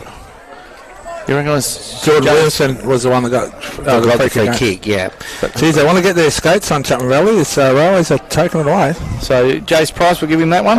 We'll double check, Glenn, but I'm sure it looked like it was Jace in the end. But okay, no worries, it was socket off the ground. Yeah, it was. But it was funny, isn't it? You play an advantage rule there. It's not consistent. And then it wasn't advantage rule back here, so it makes it very difficult. It's not. It's interesting, isn't it? I suppose once umpire's blown his whistle, he has to call it back. Maybe he hadn't blown his whistle. That's the thing. Just for the listeners, Chris Scott's gone into centre, so a bit of strength in there. Okay, a bit of big body of big Chris Scott in the centre. Umpire Cohen to put the ball in the air. Chapman Valley in a bit of bother now with Railways kicking the first goal of the third quarter. Borgono wins it to ground, goes the way of McKenna. McKenna gets boot to ball, kicks it up the ground and finds Mitchell Thompson. He gives it away to Kim Schofield. Schofield kicks it up towards the forward pocket, looking up there for Kane Simpson. Finds that player. Kane Simpson screws it around, and he doesn't muck around. Kane Simpson gets Chapman his first goal for a quarter, and a very important goal it was too. So Caden Simpson gets his second of the afternoon, and on the scoreboard it is a pretty interesting scoreboard. And looking at the scoreboard for Cube, it is Chapman Valley, and Chapman Valley get another goal, which they needed. Chapman Valley 5-6. They trail Railways 8 goals 10. So the ball returning to the centre. Some of the better players in the first half, Peter. Drew Tumbridge, very good. Matt Kimberley. Kavanagh was the star in that second quarter. Mitchell Boyle, Flynn Dillon with 5 marks. DeLacy for Chapman Valley. Kim Schofield, Ringo McKenna. Jaden was a bit quiet that quarter. Kane Simpson, Borgogna and Mitch Thompson. Okay, so waiting for the ball to return. Takes a while. Much needed goal there for Chapman Valley, Glenn. Oh, to say the least. They haven't had a goal since they kicked a goal in the later stages of the first quarter, because Jaden Schofield kicked 2 goals late in the first quarter. Chapman Valley didn't score a goal in the second quarter, so they're first of the afternoon. You suggested to be, 3-goal breeze, Glenn, what do you think? Yeah, it's dusty at times. Look at that moments ago. Now, could even go up. Yeah, a few moments ago it didn't look like anything, and now all of a sudden it's gus. They're going to have to kick long and direct. They're going to have to get the ball moving. And they need to get a few goals in a row to Chapman Valley. Ball back in the middle now. Up they go. It is a 28-point ball game here at the recreation ground. The ball coming out of the middle goes away to Saunders, the veteran. He knows what to do. He's done it a few times on this ground. He sends it into the full forward area. Up go a couple of players. That Jace Price is up there again. He doesn't get on this occasion. Off the half-back flank goes away to Chapman Valley. The defence send it to the outer side. The ball, Wynn picks it up. It goes further afield. It bounces in. Bounces okay for Chapman Valley. Whiteley comes in. He sends it forward looking for Schofield. But off the half-back flank, it's picked up by Sam Scally. Sam Scally cleverly and responsibly gets it down the line for his Blues. He puts it into space. Running onto it is this player who does pretty well on that occasion. We're talking about Jager Williams. Jager Williams spins around on a 50-cent piece, tries to send it further down, but only as far as his opposite number, going back the way of Chapman Valley now. Right in front of our broadcast position, they take it over the white line. So the intensity of this game has picked up a little in the early stages of the third term. Yes, this is the qualifying final. The winner goes straight through to a grand final. The loser has to front up against the winner of tomorrow's first semi-final between Towns and Brigades. I don't think either of them want to do that. So they want to go straight through if they can. And at this stage, Railways are in the box seat. Railways 8 goals 10, lead Chapman Valley 5 goals 6. So the boundary umpire put the ball in, but now the ball will be thrown up by umpire Bennett. Borgono gets the best of it, comes back in. Ball slips out, goes the way of Williamson. Williamson slaps it forward. Then he gets a handball, gets it away, goes the way of Cooper Connolly, and Cooper Connolly is tackled. Umpire has no option to come in and throw the ball up once again. So we've played 6 minutes in this premiership quarter for Drennan O'Malley Motors.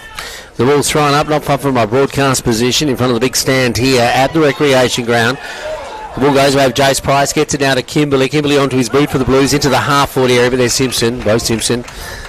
A courageous mark in defence now. He goes straight down the line. He's looking for his brother, Kobe, and Kobe says thank you very much and marks right in.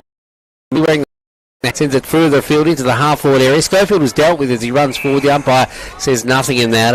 A mark is taken in defence by Scally. Sam Scally earning his keep in the last couple of moments. Kicks to the outer side, the Francis Street side of the ground. Down the line it goes. There's Adamini. Adamini probably hasn't had as many kicks as he normally does in a game, as he sends it further afield and finds this youngster, Seth Farmer. It's a big kick, this kid. He certainly does. Goes with a chip kick on that occasion into space. Hello, what's happened up here? Kimberley takes the mark, and down the line a player has been felled. The umpire has seen it. And Chapman Valley losing the plot. The ball's come forward now for Saunders. So Saunders now, he's just outside the forward 50. He's looking for options further afield in the goal square. There is the big Scott, Chris Scott, waiting there.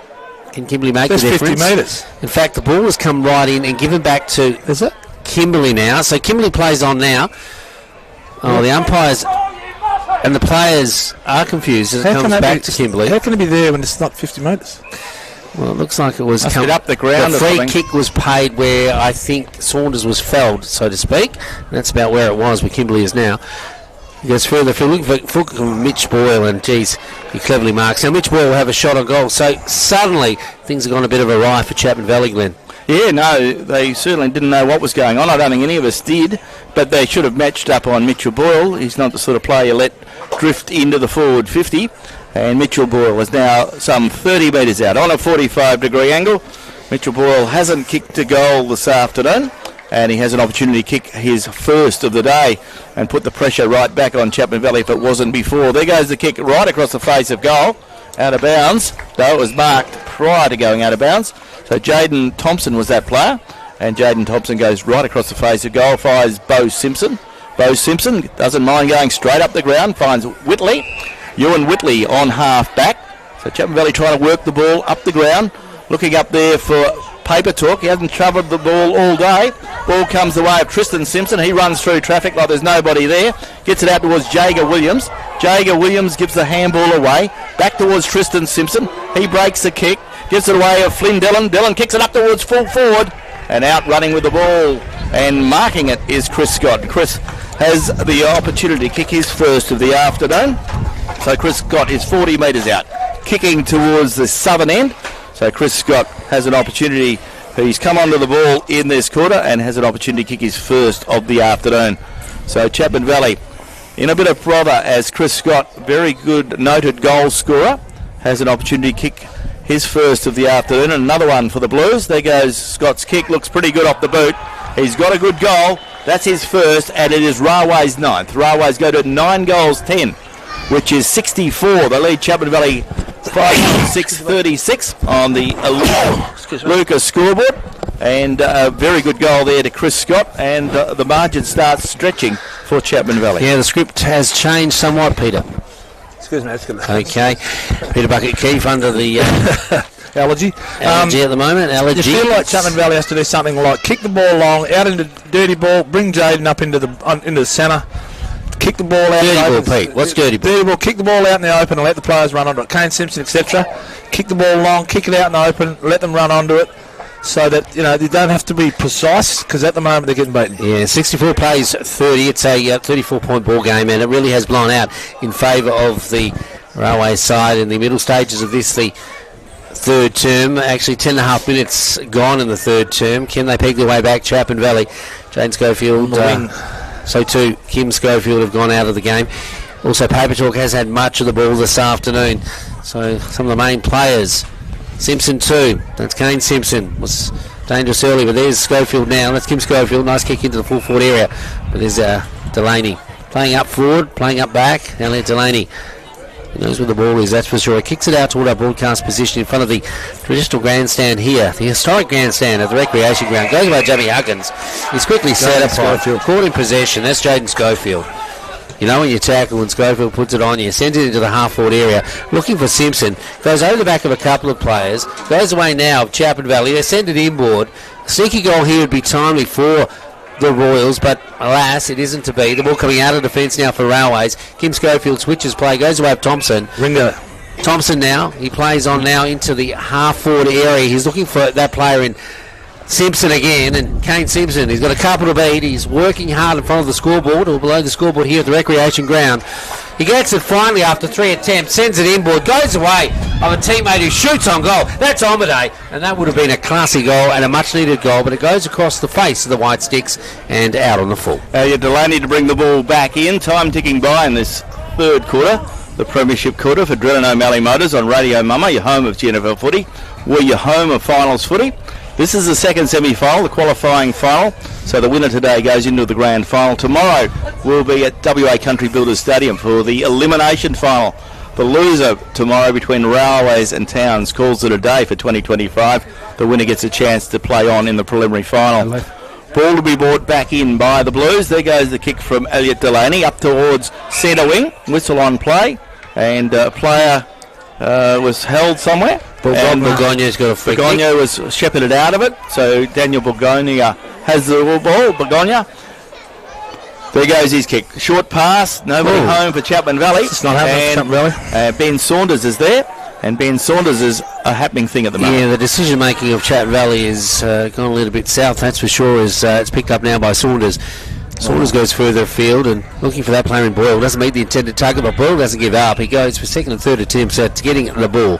The umpire blows the whistle and says, no one had prior opportunity, boys. Let's throw it up again. Free kick to... free kick has gone the way Sam of Skelly. Sam Skelly, is it? So Sam Skelly, off the half-back line, he sends it down the Francis Street side. Skelly's got a few kicks in this term and also in the second term. So the defender, pretty... player that goes under the radar somewhat, as I see come back from Victoria in recent years, and has played a bit of footy, got a bit of size of him and certainly knows how to use it. Ball on the far side now, the ball comes in at centre wing from the Francis Street side. Chapman Valley struggling to get some toe in their game, but the ball going the way of Railways now. There's Saunders. The veteran's getting a lot more ball than he probably deserves. Ball on the outer side, or is it going back the way of Schofield now onto his boot? That's Kim Schofield into the half-forward area. There's Paper Talk. Can he run away with this one? He gets away to Simpson. Simpson back to Paper Talk. He's going along the boundary. He kicks it into space, but no one's there. But there he is. Simpson. Kane Simpson. He's got 2 to beat. He sneaks under 1. Gets caught with the other. Throws it away. Is caught in possession. And the free kick will go the way of the defender. Sam Scully is having a purple patch. Playing a great game. Sam Scully with the ball in the half-back line. Kicks it up towards centre wing. Looking there for Chris Scott. Scott takes a good mark. Chris Scott getting into the game in this contest in the second half. Chris Scott with the ball, plays on now, centres the ball and finds a teammate.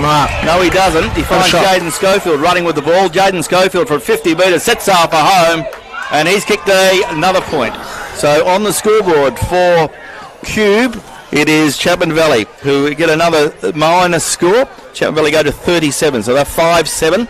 They trail Railways 9 goals, 10-64. They're pretty well drilled, the Railway side, as you can see as this quarter has unfolded, Pete. Yeah, I've put the kiss of death on Chapman Valley this morning.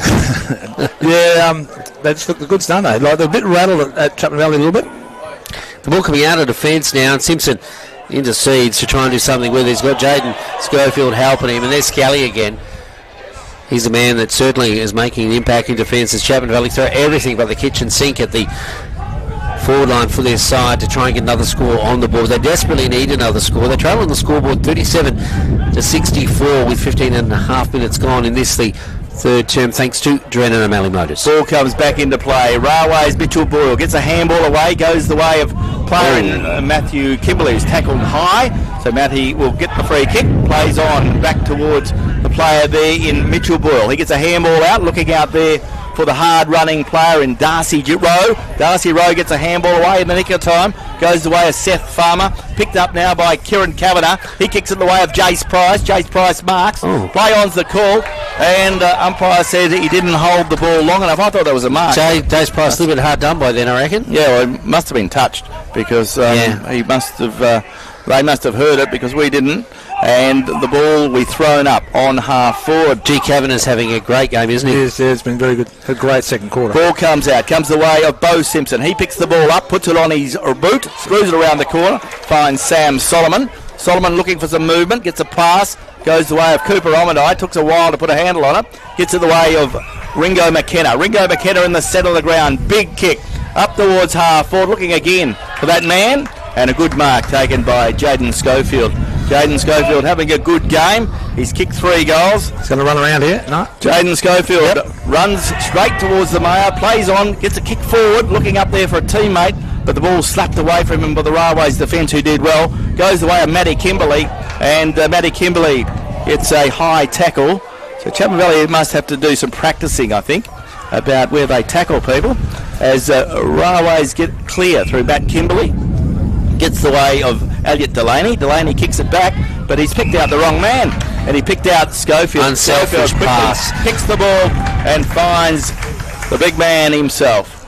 And he's got a kick. This is a very quiet day. Paper Talk. Not worried the score sheet at all, has he, Glenn? No, he hasn't. No, so Tyron Paper Talk, I think it's one of his first touches, first possessions. So Tyron Paper Talk, we know he's a clever player. One of the leading goal scorers in the GNFL, Chapman Valley's leading goal scorer, lining up for goal. Can he kick his first? No, he can't. The ball fades away to the left-hand side. 1 point only. Chapman Valley go to 5 goals, 8-38. They trail Railways 9 goals, 10-64 on the Cube scoreboard. Interesting thing there, Schofield probably was in a position where he probably could have scored that goal, Pete, but he wanted to bring Paper Talk into the game, didn't he? Yeah, he should have had a shot. Anyway. The ball back inside the forward 50 now for Chapman Valley. There they have it again, do Railways. Getting out of defence and into the half-forward area. There's Boyle. He's had a bit of a pearler this afternoon. Tackled high. Gee, that was a high tackle put on Boyle. And he's a recipient of a free kick. The crowd isn't actually in unison with me as they send it into the full-forward area, and there's more with the veteran. He marks just inside the forward 50 into space. All on his lonesome is Williamson, and he'll have another shot on goal. And Williamson has had a good day out. He has a real good day out. So Williamson, he's kicked a couple of goals, lining up for his third. It's a good target. So he gives them something up forward, and he's pretty lively. So let's see how Jordan Williamson goes. He kicked from 45 metres out, almost directly in front, kicking to the southern end, and If he kicks this, Railways will be in a very good position to go straight into the grand final in 2025. So, Jordan Williamson lining up for goal. 18 and a half minutes gone. There goes his kick. It'll fade away to the right-hand side. Off hands, and a minus score result. And on the scoreboard for Cube, it's Railways 9-11, which is 65. They lead Chapman Valley 5-8-38. So, Chapman Valley breathe a sigh of relief as Kim Schofield brings the ball out. Finds the man there in Reece Moody, back towards Schofield. Schofield goes out towards Setawing, and Borgono takes a very good mark on Setawing, Francis Street side. He goes back, big kick, up towards half forward. Who's back there? Running back with the flight of the ball. In goes Kobe Simpson. He can't take up the ball. In goes the player there. Pack around the ball. Umpire Knight will come in and throw the ball up. So the ball will be thrown up on half forward. Chapman Valley's end. They need another couple of goals before three-quarter time. 20 minutes gone in this, the third quarter for Drennan O'Malley Motors. 65 plays, 38 in favour of the Railway side. The ball going the way of Schofield now. He shakes off a tackle as Jaden Schofield into the half-forward area. He's looking for the player in Borgono to do something with it, but he's not nimble enough to get the ball on that occasion. Going back the way of Railways again, and it's kicked to the outer side. The Francis Street side boundary will see the most of that, and it goes over the line almost at centre wing. So, as I've said, 20 minutes gone in this, the third term. It is 9-11, and that is Railways leading Chapman Valley 5-8. And kudos, sorry Glenn, kudos has to go to Railways today. They put the pressure on, haven't they, and they've rattled Chapman Valley a bit. So, you know, they've really have come with a plan. We're in time on, whistle on play. Free kick goes the way of Railways. Advantage rule plays. Comes out to Chris Scott. Chris Scott kicks it up towards half forward, looking up there for Williamson. Chapman Valley's Jaden Thompson puts good pressure on him. Player rebounds well. Gets it back towards Scott. Scott gets a kick forward now. Ball smothered off the boot. Goes the way of Bo Simpson. Bo Simpson feeds it out towards Ringo McKenna. McKenna goes out wide. Finds Kim Schofield. Kim Schofield on centre wing. Draws a player. Looking up there for Logie. Carries that player. Picks up the player there in Jaden Schofield. Schofield has the ball. He soccers the ball forward, but only as far as Railways. And Kavanagh can regroup. Kavanagh goes by hand. Gets it the way of Flynn Dillon. Flynn Dillon goes by hand to Darcy Rowe. Darcy Rowe on half-back. Takes a bounce. Feeds a handball out towards Matthew Kimberley. Back towards Darcy Rowe. Rowe kicks it up the ground. In goes Whiteley. Up there against the player there in Simpson. Whiteley does well. Whiteley gets a kick forward. Whitley gets a kick forward across the ground. Finds Tommy Walker. Tommy Walker finds Sam Solomon. And Sam Solomon plays on quickly and finds Kim Schofield. Kim Schofield's got a bit of room here. He can run on. They got the flight, saw the run of the green now. Chapman Valley, they send it into the full 40 area. Mark here, big timely. Up they go. Over the back goes Simpson. He come up a little bit too early. Goes down. Chapman Valley can still do something as a player runs into a pack of defenders for Railways. Is brought to ground and the ball will be thrown up just metres away from the goal for Chapman Valley. Nearing three-quarter time. Chapman Valley desperate to get another score on the board. There's Flynn Dillon. Been rucking well all day. Knocks it to ground. Picked up by a player in Kavanagh. Set upon by Schofield. Coming back the way of Omade now. Omade for Chapman Valley. He sees the lead. It's a lovely lead. And it's Borgono. And he'll shoot on goal, Glenn. Yeah, Daniel Borgono, a player who can go forward and kick goals. And he's had a good quarter. Omade's got a good head on him, isn't he? Yeah, it's a beautiful kick.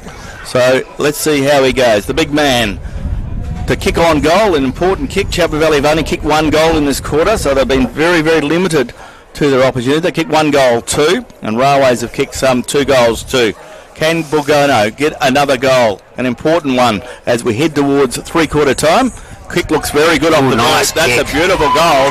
Daniel Borgono gets a very important goal just on the eve of three-quarter time.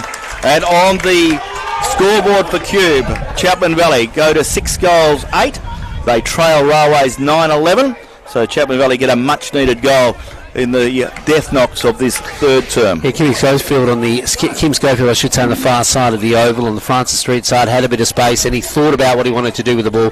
He sent him inboard. He found Omade, and Omade in turn saw a lace-out kick from that player that found the chest or the big arms of Borgono, and he finished with a big kick and a big goal, Glenn. Very good kick indeed. So Chapman Valley needed that one to say. is an understatement, but a good goal, and he finished off beautifully. Yeah. That's what you want from your big fella, and he did that. Ball back in the centre. This is the third quarter, the premiership quarter for Drennan O'Malley Motors on your home of GNFL footy, Radio Mama. We'll be doing it all again tomorrow, the big game out at WA Country Builders Stadium when Towns take on Brigades. Railway's out of trouble quickly, goes the way of Mitchell Boyle, feeds a handball out, finds the bay. The player's pickled high, and the free kick will go the way of Cooper Omadai. Gets in the way of Ringo McKenna. McKenna screws it around the corner. Can Chapman get a late goal? Whitley has it now. The kick's not a good one. Drops forward. The Railways players misread the ball. Goes the way of Borgono. Very close to the boundary line. And Chapman Valley had an opportunity there to get a quick goal, but the kick was turned over. There's still inaccurate. A bit of time, and I can see one player looming, and he wants to score, and that player is Simpson, Kane Simpson. Ball thrown in the forward pocket now for Chapman Valley. Players setting themselves, and there is again Flynn Dillon fisting it away from his opponent. Jeez, he's been good, this Kavanagh. Yeah, Kavanagh out of a pack of players, as you heard from our special comments person, Peter Bucket Keefe. Comes toward the boundary now. Omadai with in a bit of a doosey-doo. Bit of a barn dance he is with a player there in Williamson, and he takes it over the boundary. So the ball about to be thrown in the shadows of the historic grandstand here at the Recreation Ground, Glenn. Boundary umpire to put the ball back into play. Been a very, very exciting game, but Railways in the box seat. Can they keep the pressure on? Chapman Valley trying to come back. There's the siren. It's three-quarter time at the football, and at three-quarter time we see Railways are 9-11-65. They lead Chapman Valley 6-8-44, so a handy lead in favour of the Blues as we enter the last quarter. So a really tight, good contest here at the Red Dust Holdings Recreation Ground.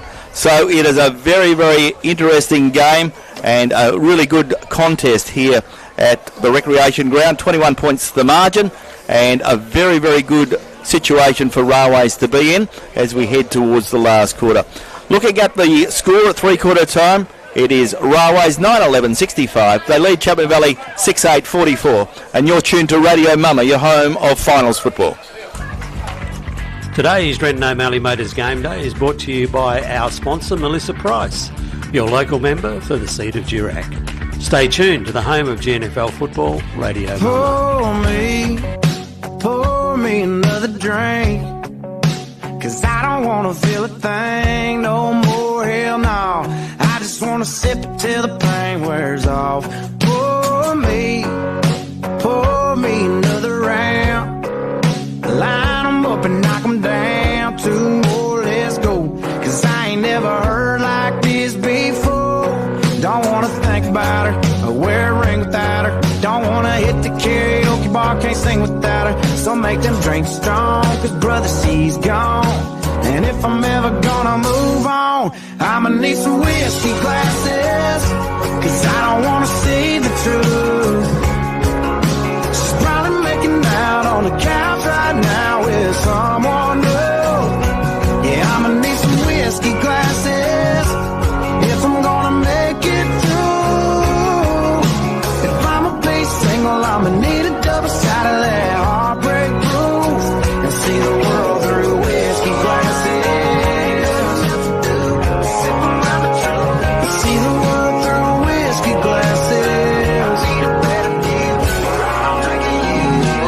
Last call, I swear this'll be my last call. I ain't drunk, darling, no more at 3 a.m.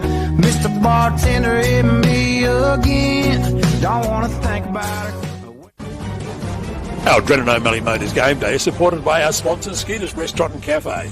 Not only the best coffee, the best views and great weekly specials. Skinner's Restaurant and Cafe on the Marina, Geraldton. Stay tuned to the home of GNFL football, Radio Mama. And a very good afternoon. Welcome back to the second semi-final day on the GNFL Premiership season, with thanks to the Freemasons Hotel and Drennan O'Malley Motors Game Day. And at three-quarter time, Railways look on the verge of a grand final opportunity. Railways 9-11-65. They lead Chapman Valley 6-8-44, so a 21-point margin in that quarter. Railways kicked 2 goals too. Chapman Valley kicked 2 goals too, so it's the same margin it was at half-time. Our three-quarter time summary with thanks to the City of Greater Geraldton and Kirrily War, the member for Geraldton. For Railways, Jordan Williamson has 2, Jace Price 2, Elliot Delaney 2, singles to Kieran Kavanagh, Tristan Simpson and Chris Scott. While for Chapman Valley, Jaden Schofield has 3, Kane Simpson has 2, and Daniel Bogono has 1. For his thoughts on the first 3 quarters and some of the better players, Peter Bucket-Keefe. Yeah, well, Railways have come to play, haven't they? And Chapman Valley got the hard work to do with a 2 to 3 goal breeze. Railways have got the wind. Just quickly, best players before they throw the ball up. Chapman Valley, Ringo's had 18 possessions, Kimmy Schofield with 20, Kane Simpson's been pretty good. Gogno's fought hard. Boyle Kimberley had a lot of the footy, and Scott went into the centre, which I think is his position. Kavanagh's been excellent, and the brilliant second quarter to set up that 5-goal, 6-goal. And Sam Scally. Backline of Railways have fought hard all day. Tunbridge, Scally, Rowe, very good footballers. Boyle's having a bit of a party in the middle, isn't he? Yeah, he is. He's going well. Getting a lot of that hard ball in there. That's what he's there for. Yeah, he certainly knows how to do it.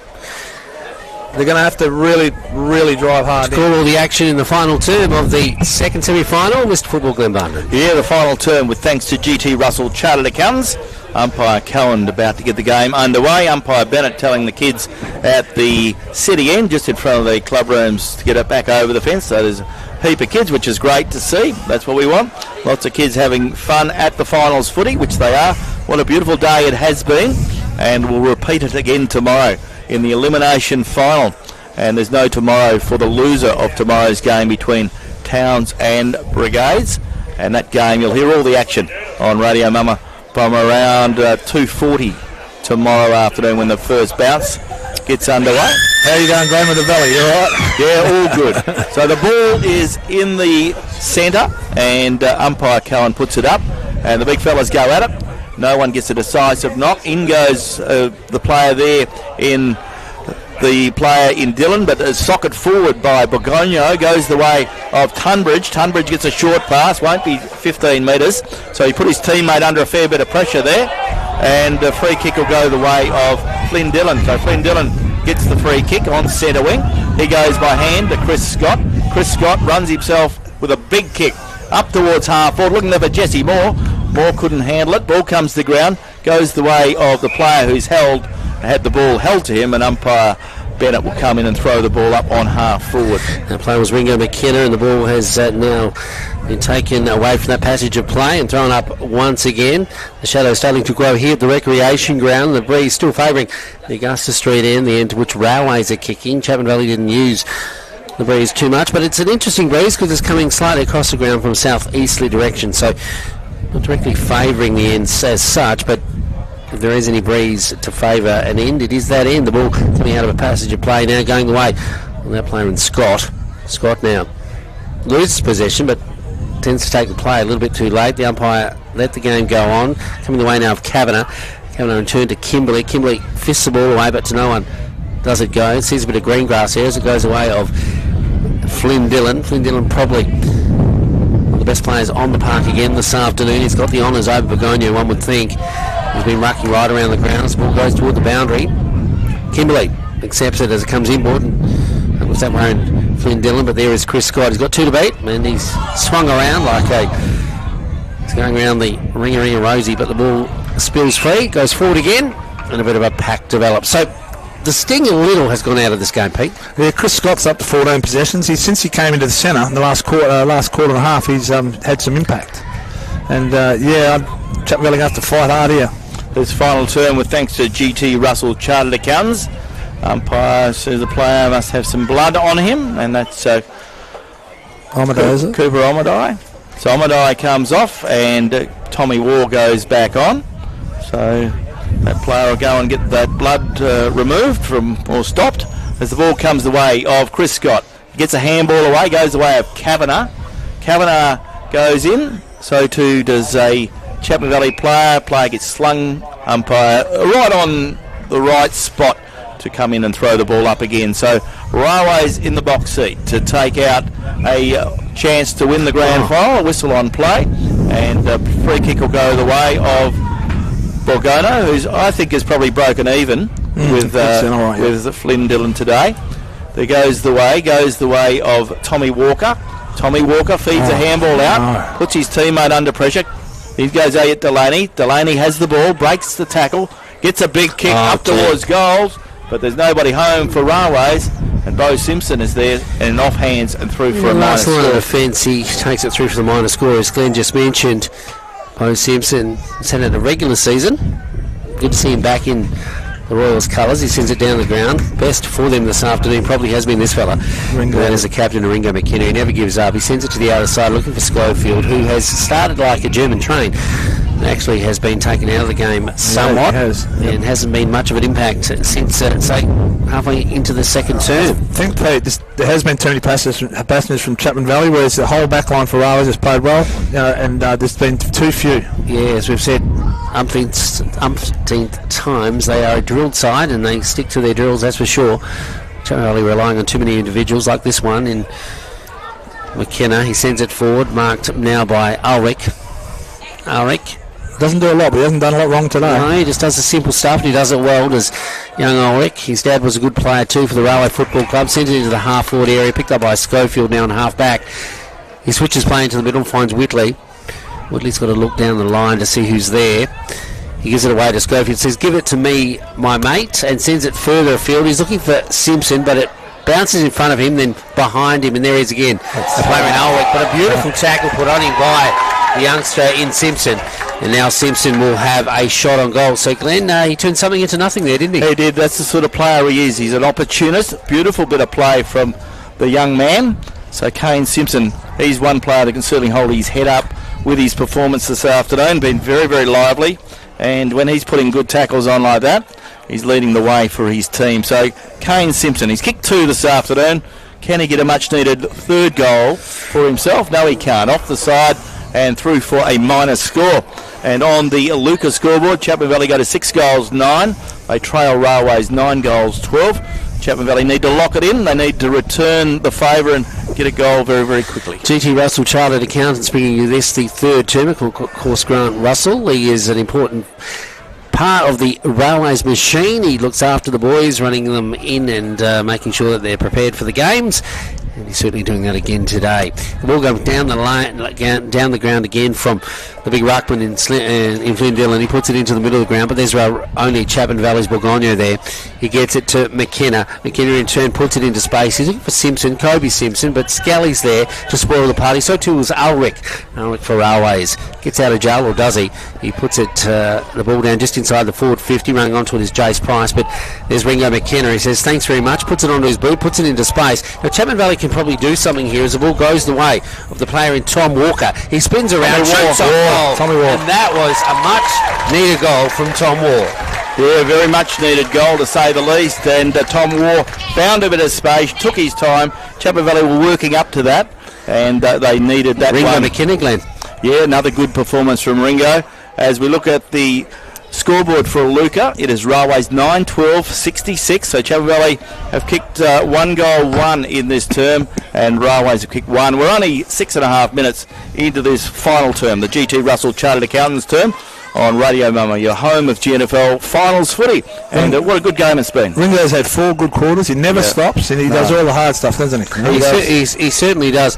And Glenn, looking at the scoreboard, it's only 15 points. Yeah, five more shots at the big sticks between the two teams, really.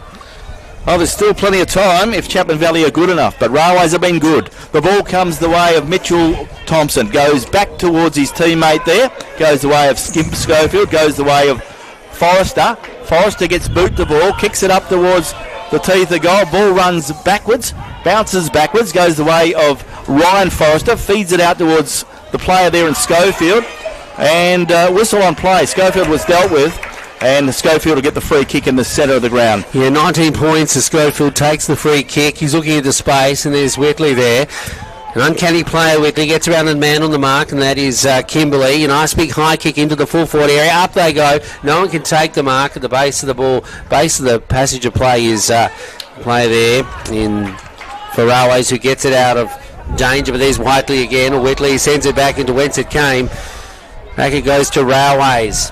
What can they do? Goes away of Boyle. Boyle in turn gives it to a teammate. Coming down the ground now, it finds Williamson. Williamson just inside the centre square for the Blues. Darcy Rowe's been handy today. Sizing up his options. He sends it further afield. He's looking for a couple of players down forward, but doesn't find them. Going the way of Chapman Valley now starting to up the ante now, the Valley, as the ball goes the way of that player. We're talking about Mitch Thompson. He sends it further afield, right in front of our broadcast position, finds the boundary, and it's about to be thrown in. So all of a sudden, the game tempo has changed. Yeah, there's still time if Chapman Valley are good enough. Can they build that pressure? Another goal would make it very interesting indeed, but Railway's still in the box seat. 8.5 minutes gone in this final term. Goes the way of Forrester to Thompson to McKenna. McKenna on centre wing. Kicks it towards half forward. Awkward bounce there for the player in Jamie Huggins. Play on's the call, and the ball is up in the centre of the ground. Goes the way of the Railways player who kicks it forward. Antonio Priolo goes the way of the player in Simpson. Tristan Simpson goes out wide and finds Blake Bunter. Bunter has the ball on half forward. Bit part player, this Bunter, isn't he? Yeah, he's had a fair bit of it today. Gets a left foot kick around the corner, finds a teammate, Priolo again. So Priolo has the ball. So Railways playing with the ball and having possession. They need to bring the ball in. They do now through Matthew Kimberley. Kimberley will have another option. So Kimberley goes back and finds Priolo. So in fact it's Bunter, Blake Bunter again. So lots of possession between those players. And now Bunter will go back and put it on his left boot. Kicks it up towards full forward, pack into the air. Chapman Valley slap the ball towards the boundary line.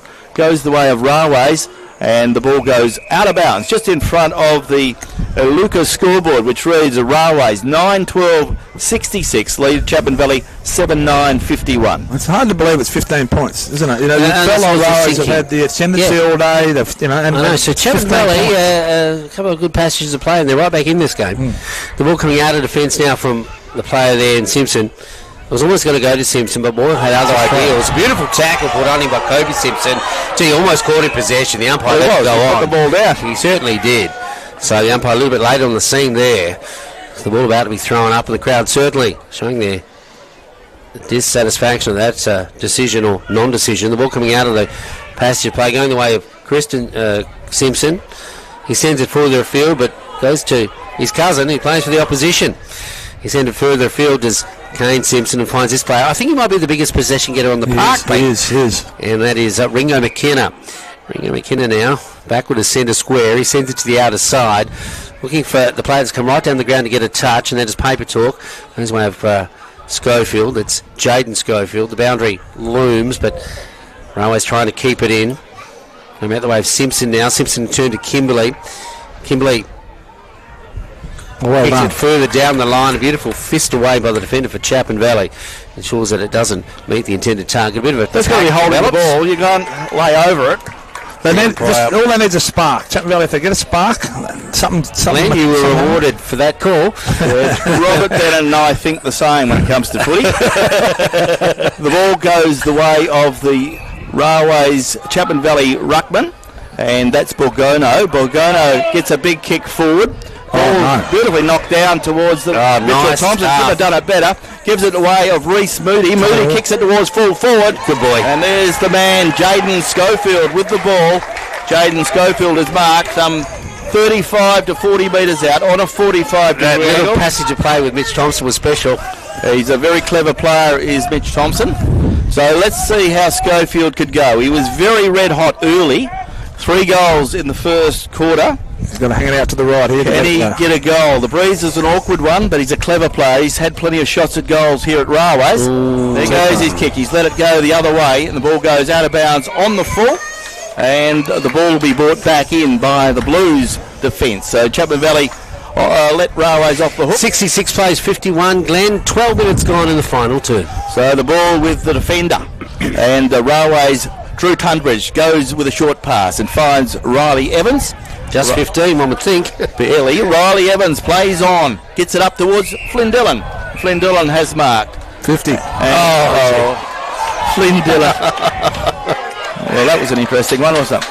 So Flynn Dillon with the ball, and he gets a 50-metre penalty. So the ball is on centre wing. So Flynn Dillon with the ball now. He plays on with a short pass. Goes up looking there for Ben Saunders. Finds Ben, and Ben Saunders has the ball on half forward, right on the boundary line. So Ben Saunders with the ball. Goes with hand to Jordan Williamson. Williamson breaks clear now with a big kick from 50 metres down. Beautiful kick it is too. And that may be the one. Jordan Williamson has kicked a beautiful Is goal. that fourth of the day? That's his third of the Third. day. I always miss out on one. I always get So that was a great goal, and that may be the end of it for Chapman Valley now. 13 minutes gone in this final term. It just shows you the turnovers, doesn't it? Don't Yeah. go out at one end and you pay at the other. Oh, but that was a beautiful effort from Jordan. The wind seemed to grab it right at the right stage. Looked to be going through for a minor score, but it came straight through the goals. So Jordan Williamson gets his third of the afternoon. And on the scoreboard now for Iluka, it's looking pretty good for the Blues. Railways 10-12, 72. Lead Chapman Valley 7-9, 51. So a margin back now to a very, very handy margin for the Blues. Yes, it certainly is. As Glenn said, 72 plays 51. And Chapman Valley probably didn't need that goal, that's for sure. Is there time still to sneak back into this second semi?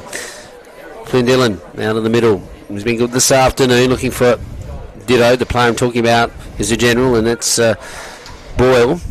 Boyle probably one of the best for his side this afternoon, effective-wise anyway. Ball coming in, ball goes by Kim Schofield now. Trying to get it down the ground and miss the intended target. The player goes to ground, but Jace Price is there. The ball goes further afield. It's sent back in by Railways. Inside the corridor it goes, and a player is given the throw the ball decision, and a free kick will go almost right in front of goals to Railways now, and that was very decisive to say the least. Here's your fourth. Yes, so Jordan Williamson, he is lining up for goal from 25 metres out.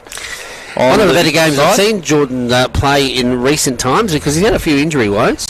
So Jordan Williamson, he is going to kick his fourth goal, and he is going to set the win up for the Blues, and Railways are through to a grand final. And as we mentioned earlier, Railways through to a grand final in the Colts, the reserves, and now the league, one would think. So Jordan Williamson setting sail for home from 20 metres out. There goes his kick. Is it good enough? Goal umpire says yes it is, and that is the Blues' very, very good performance. Railways 78, lead Chapman Valley 51. So a good goal there. That's Railways' 11th goal. So Railways are through to grand final 2025. And Jordan, I think, is the highest goal scorer for his side this afternoon with 4 goals. And he certainly has had an impact on this game. The breeze is only strengthening, favouring the Augusta Street end. And Railways, perhaps, as Glenn has called it, perhaps through to a grand final in a couple of weeks' time at WA Country Builders Stadium. That's interesting because it will be a different deck, and, well, it's a bit wider than the recreation ground. But Chapman Valley going to have to do it the hard way through the first semi and through playing the first semi, so yeah. Yeah, they'll have to go through the preliminary Playing next week. One of those two sides. They will. Ball back in the middle now. Flynn Dillon wins it again, goes to ground, picked up by that player in Jace Price. Also in the middle, as you mentioned, is Scott. It's a bit of a rainmaker. Up into the air it goes. Player tries to mark it for Chapman Valley, tries to claim the mark. The umpire says nothing in that, and he'll throw it up once again. 16 and a half minutes gone in this final term, thanks to GT Russell Chartered Accountants. Ball slap forward goes the way of Chris Scott. He's tackled. Umpire gives him plenty of opportunity. And umpire Claire Knight sees the footy just like I do too. So the umpires are on board. Simpson with a free kick. There goes the kick up towards half forward. Looking up there for Sam Solomon. He slops the ball forward, goes the way of Jaden will run this right into a goal. Jaden Schofield shoots towards goal. He's got it. And Jaden Schofield gets his 4th of the afternoon, but maybe it's a fraction late. But great effort from Jaden Schofield. 4 goals, couldn't have done more than he has done this afternoon. But the scoreboard has ticked over a little bit too quickly for Railways, and Railways have got the runs on the board. So Railways are 78 and Chapman Valley are 63. But probably you would suggest that Railways would be a team, you know, and just about everyone from Railways had some impact. The probably bottom 6 from Chapman Valley have had very little impact. Yeah. And obviously Kim Schofield, Jaden Schofield, Wingo McKenna, Kane Simpson have had a lot, but there's been some passengers today. Yeah, 20-point ball game here at the recreation ground, and the Seagulls are amassing as it means we're coming to the crescendo of this particular game. A sun-drenched recreation ground is almost signalling that Railways are going to go into a grand final. 2 years ago, they, right at the death knell, missed out on a premiership, and They're getting much closer. Are they closer again in season 2025 as the ball comes in now? And there is Chris Scott, a recruit for the Rover Football Club this year. Could he be the difference in taking them through to September glory, Glenn? Chris Scott has kicked one this afternoon. His second half has certainly been a big improvement on his first half, so he's certainly been very, very useful, and he's got lots of possession since half time in particular. So Chris Scott, he is some 50 metres out. He's usually a very good kicker of the football, and Chris Scott can get his second, as I mentioned. So a big kick, and I called it about 5 minutes ago, and this is certainly going to put the final nail in the coffin of Chapman Valley with this one if he kicks it. There goes his kick. Looks pretty good off the boot. But umpire signals, yes, it is a goal. And Railways get their 12th goals. Railways are 12 goals, 84. They lead Chapman Valley 8-9-57. Chris Scott's second goal. And yes, Railways are through to the grand final in the league. So grand final people that are there in a couple of weeks' time at WA Country Builders Stadium. In the Colts, Railways had a good win over Mullawar. In the reserves, Railways had a good win over Towns. In the women, Chapman Valley had a strong win over Towns. And in the men, it's been a very solid performance from Railways. The minor premiers go into the grand final, and certainly they're a lot closer to a grand final than Chapman Valley because they are there. And two teams will also be vying for that final spot when they meet tomorrow at WA Country Builders Stadium. Pete, looking forward to that game. Brigade's up against, Towns, the big improvers this year. Yeah, it should be interesting tomorrow. Hopefully I've put the kiss of death on Brigades. Ball goes the way of Railways, and Jordan Williamson gets kicked, boot to ball, and the ball goes out of bounds on the full. No, out of bounds. The boundary umpire will throw the ball back into play. About 25 metres around from the left point post at the city end of the ground. So 84 plays, 57 in favour of the Blues. Railways, who finished on top of the premiership table with a superior percentage to Chapman Valley. Ball comes back into play. In goes Schofield. He gets boot to ball, but it goes up in the air. Ball running free. Goes back towards Bogono. The Chapman Valley player didn't have the ball. Ball comes back towards Dylan young Kane Simpson. Gets it away of Kobe Simpson. Goes the way of Bunter, who breaks the tackle too easily. Bunter sets sail for home, and Tommy Walker stands his ground, knocks it to ground, and he gets a kick forward and goes up the ground. He gets a kick towards Mitch Thompson. Mitch Thompson gets a kick forward, looking there for Tommy Waugh, and Tommy Waugh takes a good strong mark on centre wing. Right in front of the grandstand, Tommy Waugh might want to head to the Gerald tonight. Bob's Bar is a nice haunt for footballers to talk after the game and say what could have been or what has been, and Bob's Bar, you'll find it in the Gerald Hotel in the centre of Gerald, and the ball in the middle of the ground now. It's Chris Scott has it. The umpire says play on. Railways are looking pretty. They're going to the first berth of the grand final for season 2025. Kimberley puts it onto his boot. He puts it into space. Not the best of kicks, but it certainly is going forward, but Chapman Valley have other ideas. Oh, a nice mark taken by Kimmy Schofield. That was something special in the dying moments of this game. That would be a 50-metre penalty. Go Gadget legs as he took the mark. The player almost tunnelled him at the same time as been alerted to. And then Schofield took the mark. That was special stuff. We've seen a bit of that today from the Schofield brothers and others.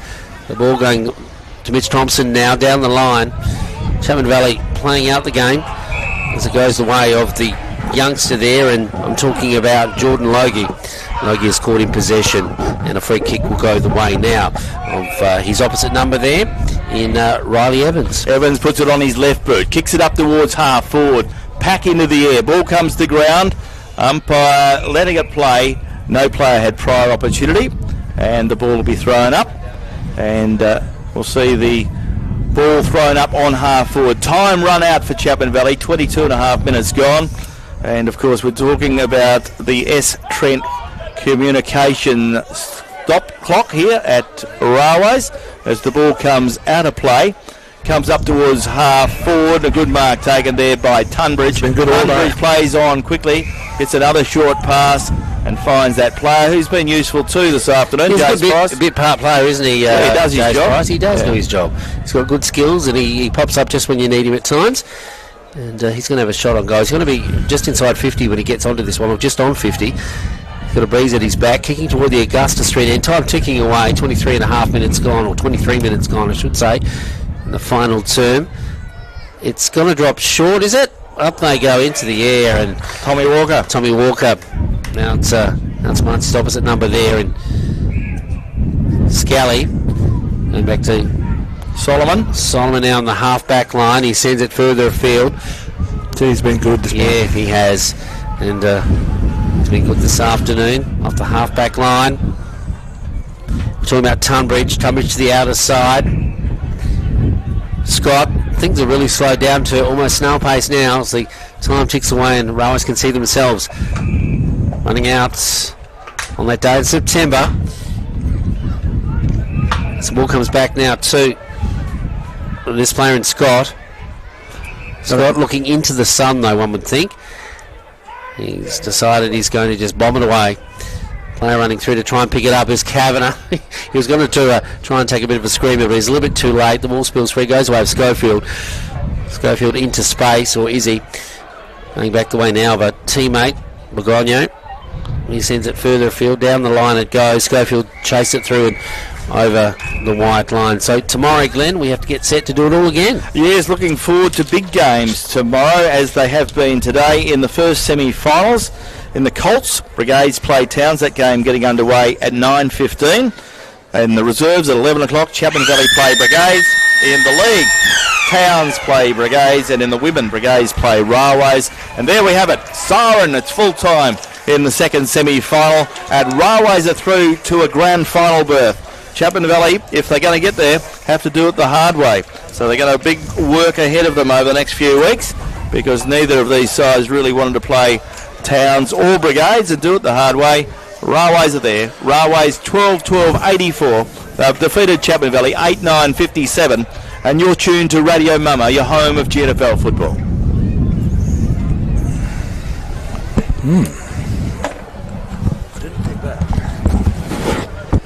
Our Drennan O'Malley Motors GNFL Game Day is brought to you by our member for Geraldton, Kira Lee War, on Radio Mama.